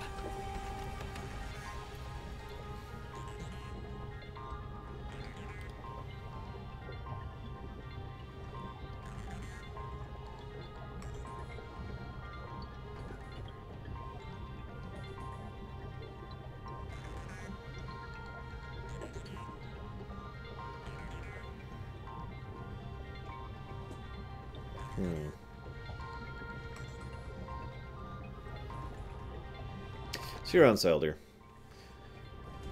So that sounds to me like that's their explanation for why this isn't really connecting to Star Control 1 or 2. You know, parallel dimension thing. Anyways, we want to ask about something else. What information do you require? The conversations in general, Dakota, or these specific ones? When did the scribe reach the stars? About 10,000 years ago, on 1319 ME of the modern calendar, the scribe discovered the secrets of hyperspace. They expanded rapidly, taking with them the light of civilization. They encountered many primitive alien species during this era, and elevated them, teaching the beasts the nature of reason. It was these simple beasts who became the first ward species of the Empire.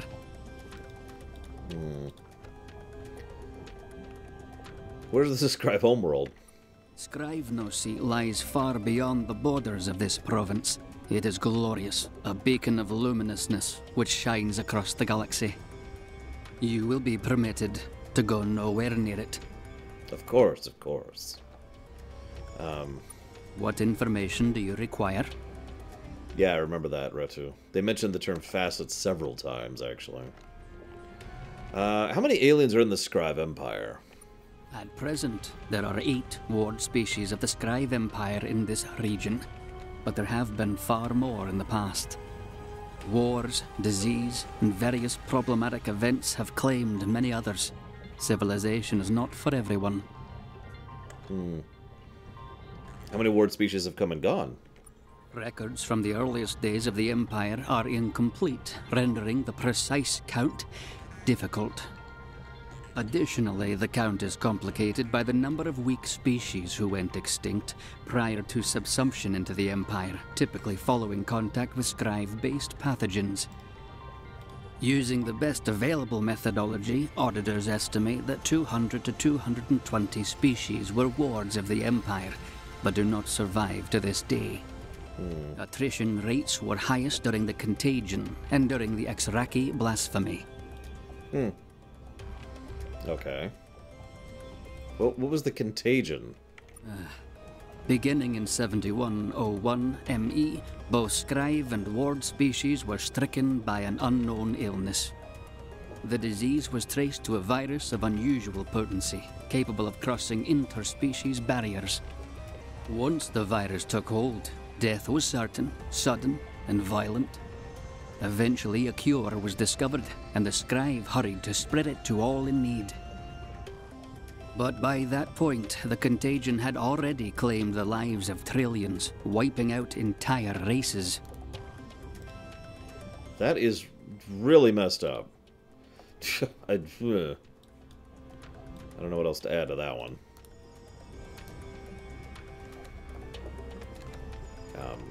What are the Zraki? The Scribe bestowed light upon the Exraki in 8188 Sorry, the Exraki. A primitive and savage species, the Exraki would have surely wiped themselves out without the Scribe's intervention. But with education and a firm hand to guide them, the Exraki adapted well to their new life in the Empire. For a time, all was well, but the Scribe were trusting and did not detect the cunning and hate that lurked within the Exraki. Envious of the Scribe, they took the light of civilization and twisted it. In 8249 ME, Exraki Marines across the Scribe fleet committed mutiny, seizing the ships from their betters. With these vessels under their power, the Exraki commenced a terrible campaign of destruction. So clearly the Scribe beat them. At great cost. Many Scribe and ward species perished. The Exraki seemed to take special pleasure in targeting these weaker beings. It was only on the step of Scrivenoseat itself that they were finally turned back. Then, even with the war slowly turning against them, the Exraki refused to surrender. Each Exraki, young and old, strong and frail, fought to the death. Wow. What happened after the war? The Scribe grieved greatly for the deaths of their loyal ward species. In the following years, they took several critical steps to ensure the safety of those under their care. New ward species would be permitted to join the Empire only after extensive screening. The Scribe began grooming species for the responsibility of civilization, not trusting enlightenment to happen on its own. And no longer would the Empire seek to expand its borders, risking contact with a new alien, perhaps more dangerous than the Exraki. The age of exploration and expansion had ended. What came next was the age of stabbing chaos. What information do you require? Yeah, I don't know if you remember this, Black Val, but one of the things that really caught me in Mass Effect 2 was that the Collector virus was multi-species, and several people were wigged out, specifically because it was a multi-species virus, which was just... Tell us about the current rebellion against the Scribe. There is no rebellion. Right. So, some aliens are openly attacking Scribe vessels. There is no rebellion. That is a mistake. Right. There is no rebellion. But what about the rebellion? There is no rebellion. That is a mistake. But what about the rebellion? There is no rebellion. Hang on. Are you dumb or just ignorant? There is no rebellion. That is a mistake. Alright, I give up. What information do you require? Why is the Empire so hostile to us?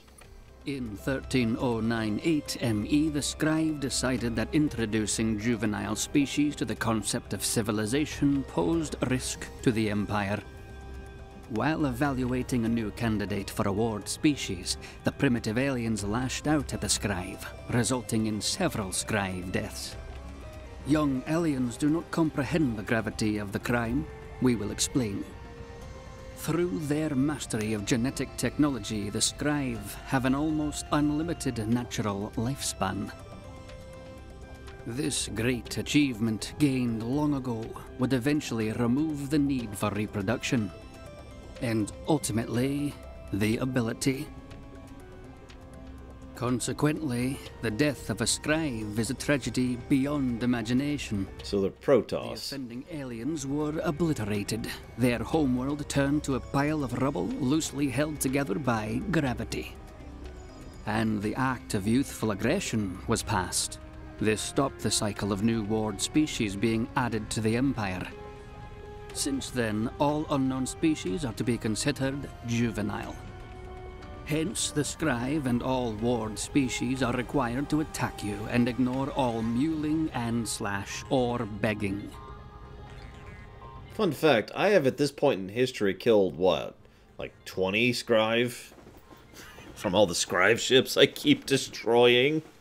That would actually be really cool if they couldn't, like if there's a finite number of Scribe ships in the game. I guess that's everything. Do you need anything else? Nope. This is not the proper Please fill out Form LLT-643-H, apology for improper departure filing process within 15 business days. You got it. I just need to peace out here, don't mind me. It's possible that they're not actually, god damn it, on the ships. Permission to initiate interspecies interaction level A8. Let's upgrade that to interspecies dialogue H3, small talk class. Granted. We didn't expect to find anyone civilized out here, not in a ship like that, at least. What do you want? You attacked me, buddy. This is a bylaw enforcement vessel belonging to us, the Measured. Pinnacle Wards. Good. We have bylaws to... You have not filed the correct forms to leave. Nor will we. You are in violation of the penalty. Yeah, blah, blah, blah. Let's see what these stupid things work. Yes, I did, Disco. Oh god, this has no energy. Oh, that's gonna take some getting used to. Oh god, I can't even move. I can't even move! Ah! Well, it was worth sacrificing that. To flee and not kill these people. Run. Run away. I liked the first one, and I loved the second one, although the second one had some pretty serious issues with it, too. Right, hang on. Map. Where are we at? Where are we at? Okay, so there's... We got those. We got that. And that and that. Oh, you gotta be kidding me. Alright, whatever. Let's go there. Beef. But the second one did a lot of things very right gameplay-wise, and a couple of things right story-wise, and then a lot of things very wrong story-wise, and a couple of things wrong gameplay-wise, to summarize a bit. You might ask, Lore, what are you doing? We're going to a starbase.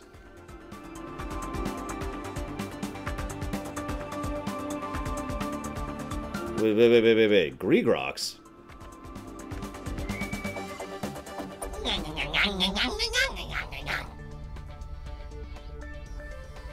What?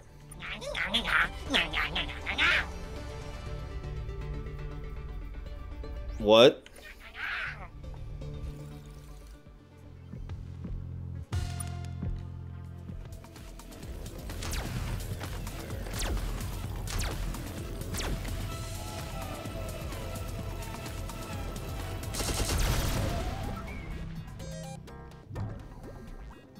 So the Greegrox is the thing that was eating the systems of the Mekmak?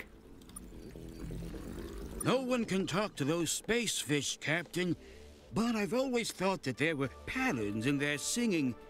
I think we might be able to rig up a translation system if we can gather some more data. If we could get in 3 more conversations with them, that should be enough. Cool. So we're gonna just be eyeballing any more Greegrox we see.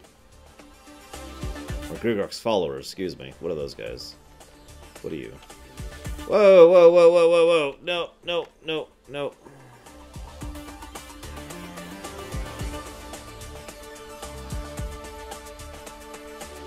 Okay, they do eventually de-aggro. That's good to know.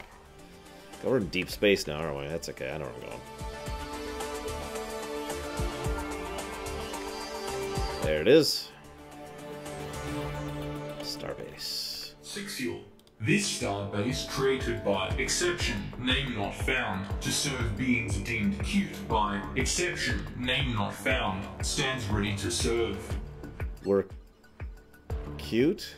Anyone who wants to do something for you is trying to do something for themselves as well. Tell me a fun fact. There are more than 1,000 stars in the universe. That seems a little low. I said more. The fact is factual. Valid. Well, let's refuel our fuel. I need to look something up again. Give me a second.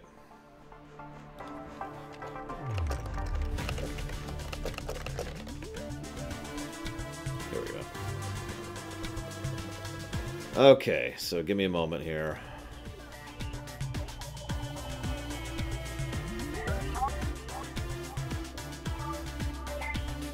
Enjoy the music while I look this up. I'm basically cross-referencing every item I have here to make sure I can sell it.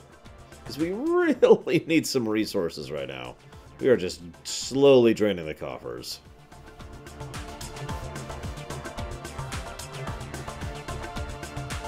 Apparently francium is extremely required for the story. Go figure. We already kind of knew that.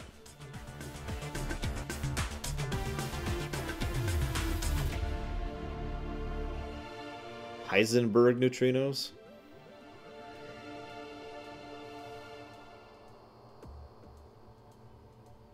What else we got here?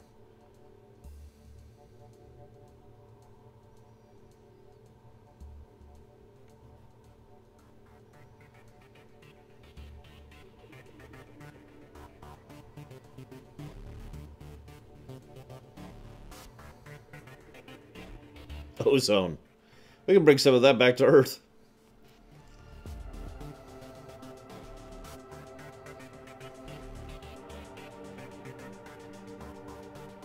Yeah, there's our francium. 30 units required for quests. Don't worry, we got that. Glue balls are apparently saleable.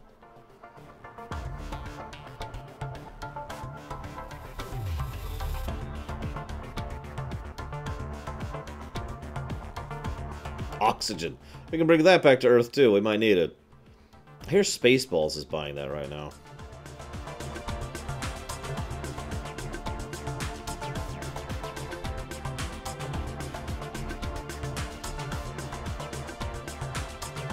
Oh, Neutronium. We're gonna need that. I was about to say, I'm gonna laugh if none of this stuff is stuff we need, but at least there was one thing, so I don't feel like I've completely wasted my time here. Oh, we need degenerate matter, too.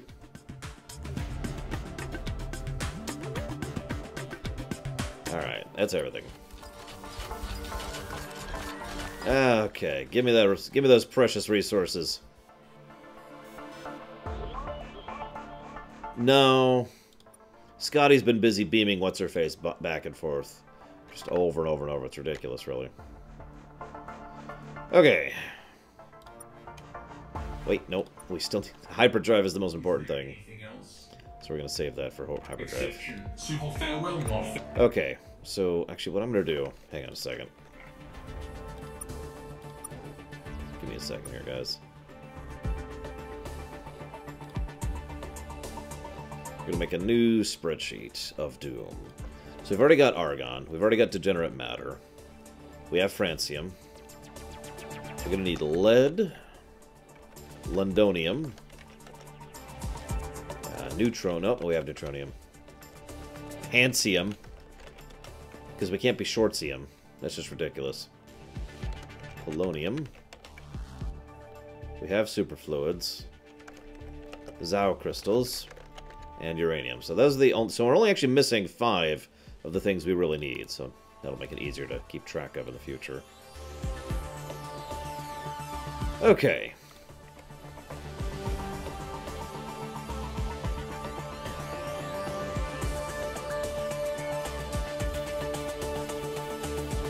Set up here.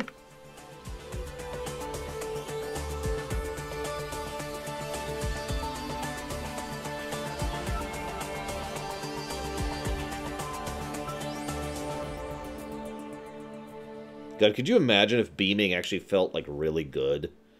Not even, like, sensually. Just imagine if it was just, like a really good...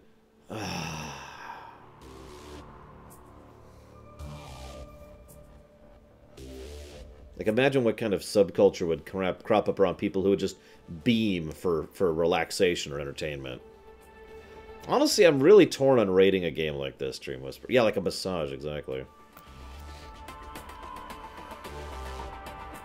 I'm sorry, Adam. I tried, man. What do you want from me? Whoop, whoop, whoop. That's a lot of ships. Pretty sure these are the famished. We're gonna not interact with them just yet.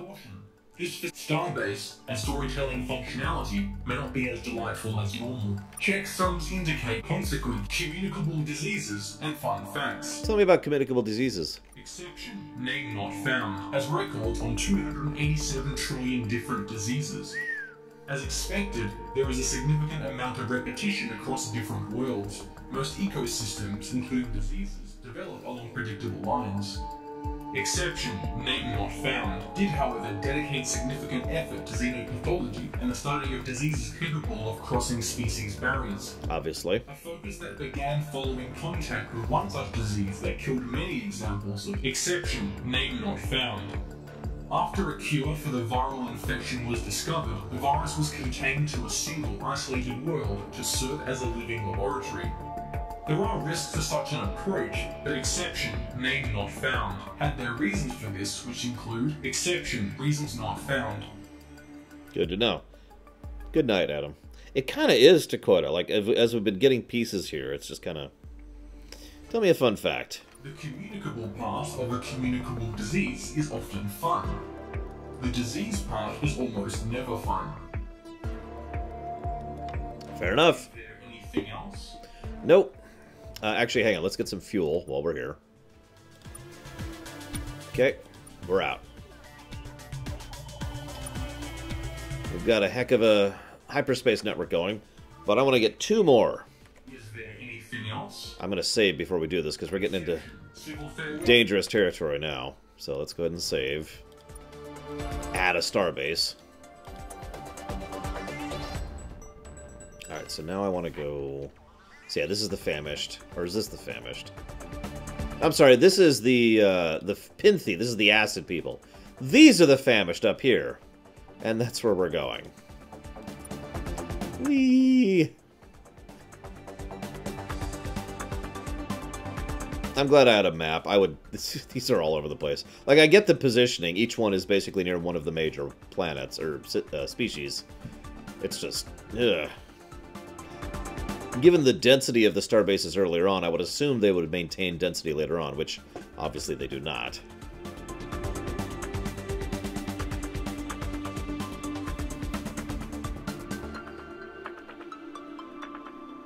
Okay, now we're entering famished territory. I do not want to fight famished. I don't even want to encounter famished right now.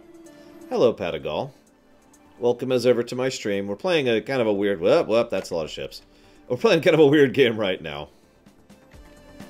But nevertheless, I just wanted to say, shoutouts, don't be a stranger. You can be a stranger if you want to. I mean, that's acceptable. But we like to talk and chat and interact. And basically, we're pretty cool here. So if you have any thoughts, comments, questions, feel free to share. Oh, jeez. Just kind of being careful here. There it is. There it is. I see it. Those are interesting looking ships. Nope. This facility is waiting you. It will be nice to have someone to talk to again. Hi. Unless it isn't. Aw. I suppose it depends on your demeanor, actually. I'm nice to talk to, I think. I don't know.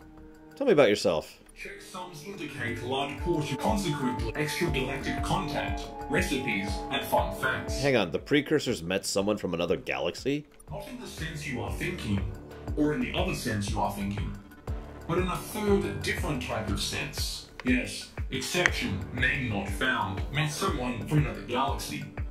Approximately 248,234 years ago, probes arrived here from the Triangulum galaxy. Von Neumann probes of this type have been seen many times before within the galaxy, but these were the first detected who had arrived from another. The probes were generally benevolent, but as with all von Neumann systems, this was offset by some degree of personality drift.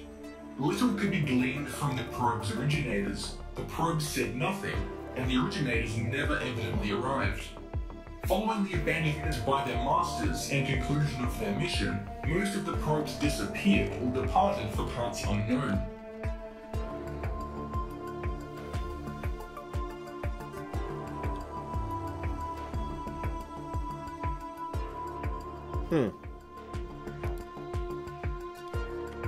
Tell me a recipe. Water, when applied with heat, will begin to transition to a different state, resulting in steam, bubbles, and hot water. That's... Did you just literally give me a recipe for boiling water? Apologies if that was too complicated. Memory corruption has removed all traces of simpler recipes. Tell me a fun fact. The 200 billionth digit of E is 2. I've actually heard that one before. That's possible. There are a finite number of fun facts in the universe. Of course there are. Is there anything else? Yeah, what else you got here? Actually, no, I don't even care. I changed my mind. I don't care. I care about fuel. Is there anything else? Exception, civil farewell. And there's the famished. Hello, darling. On behalf of the Order of Famished Lords, I welcome you. You must be humans. We've heard so much about you.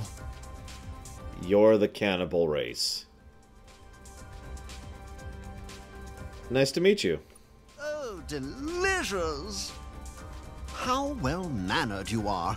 I think we will get along smashingly. Can you tell us a bit about yourselves? What's to say? We're just fellow travelers trying to make our way in this big, mean, old galaxy. We have ups and downs, and every time we learn something new, we also learn a little bit about ourselves. It's all simply terrific.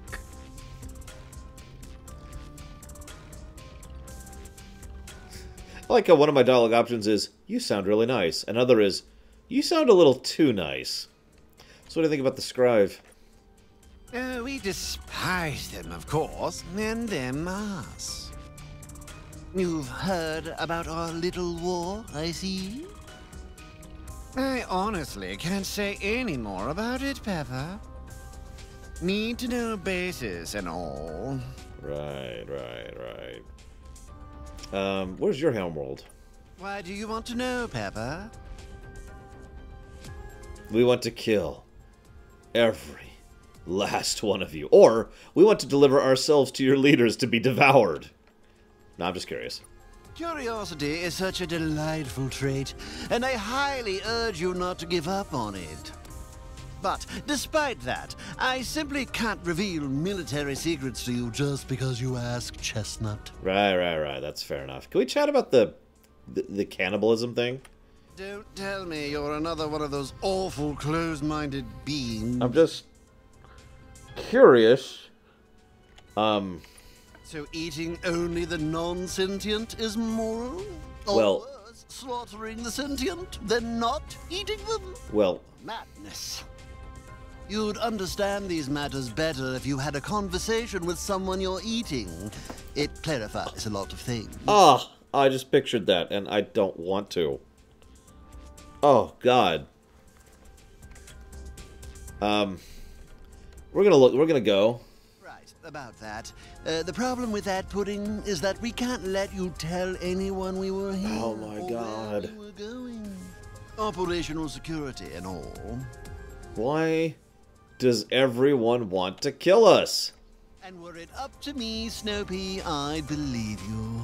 But official famished deep space policy requires me to destroy you and consume your flesh. So, greatest apologies. Look, I taste awful. You can ask Bragwin.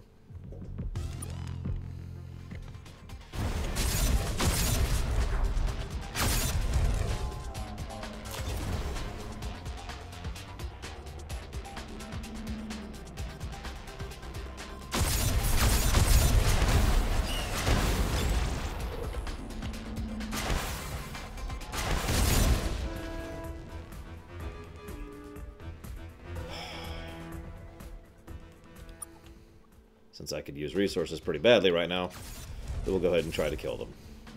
Also because they're horrible murdering space monsters, but, you know, in addition to that.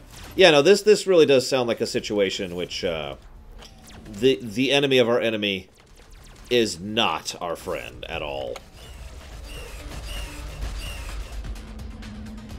We're probably not going to try to ally with the famished. Although, so without really meaning to, I saw someone comment that you can actually give over your people to the famished to be eaten. Like, you basically lose crew to do it. I'm not sure what the benefit of doing that is, but you could do it. Weirdo. Okay, now the hard one. We might not actually manage this one.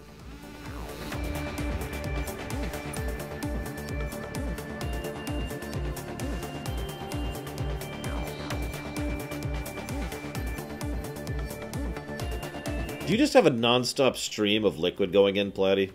Like, there always seems to be the timing on that.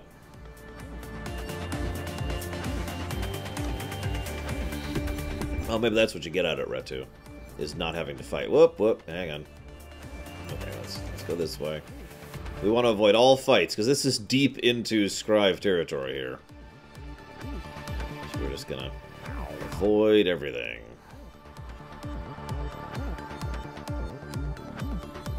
Well, we're going to beat the end boss. We're pulling a speedrunner trick here. Just skipping right to the last boss. That's a lie. That's not what we're doing. But we are trying to avoid enemy ships. Where are we at? Where are we at? Oh, we're not even halfway there.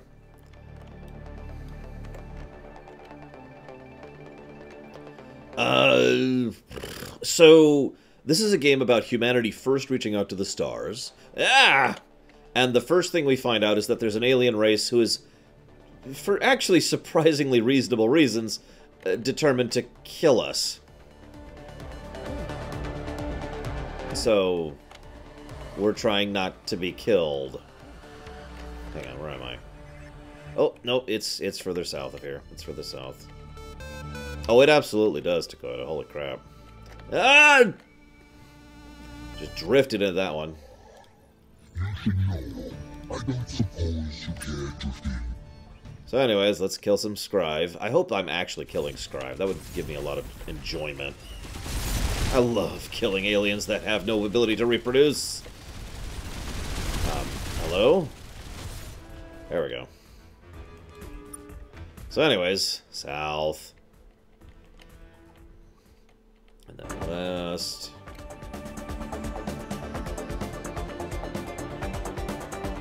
There it is. Okay, we made it. You are the ones I have recently come online to serve. You are not as advanced as Exception, name not found, and probably not as interesting. Probably. And definitely not as attractive. Absolutely. But I will serve you nevertheless. Of course. This is the final starbase.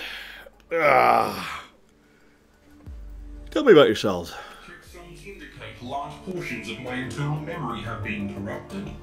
Consequently, this facility only has limited information on the following topics: space, space between spaces, and fun facts. Okay. Tell me about space. Space is a mathematical continuum in which objects can be said to have position and direction.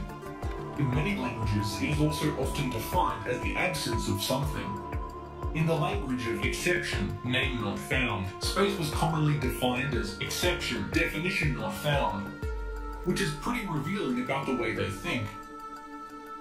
What about the spaces between spaces? Above, below, left, and yellow-wise from this dimension are other dimensions, some of which look a lot like this one.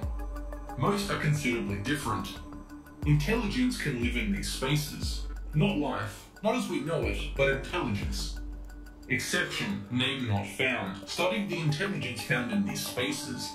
They were concerned because exception, cause for concern not found. Of course. Tell me a fun fact. Sound doesn't travel in space, but smells do.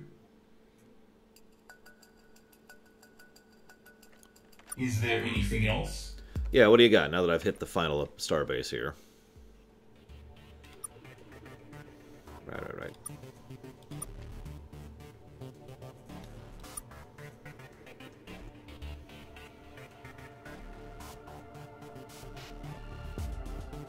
Oh, wow. There's also tons of toxic resistance, tons of physical resistance. Raisins and rum? Okay, that's just strange. Oh, we can get the precursor drive now. That is very expensive. And a better drive there. And a better fuel cell there.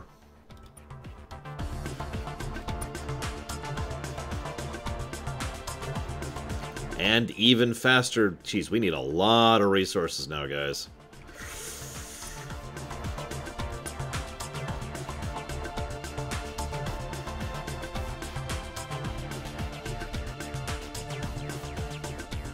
The Singularity Missile. Using the power of complicated science, the warhead detonates with a powerful black hole. There's also the Super Nuclear Missile. Not as nimble as other missiles, but a massive, devastating warhead. So, yeah, we want to buy a little bit of everything, and we don't have any of the resources for that. And we still don't have the resources for our main quest. So here's what we're going to do. We're going to buy some fuel. Like you do. There we go. We're gonna hypergate the heck out of here. Was it there? Or was it there? Oh, hey, these all have names. So there's the Fluorescent Approach, the Great Void, the Inner Source, the Vacant Fortress, the Sanctum, the Chrome Expanse, the Perilous Range, the Erroneous Vector, and the Monitor Deep. But let's go here, I think.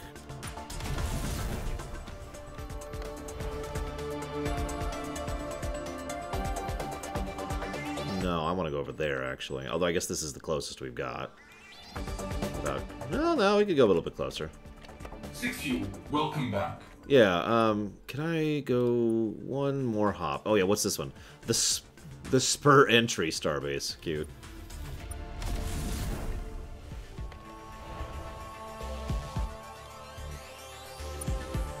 Whee.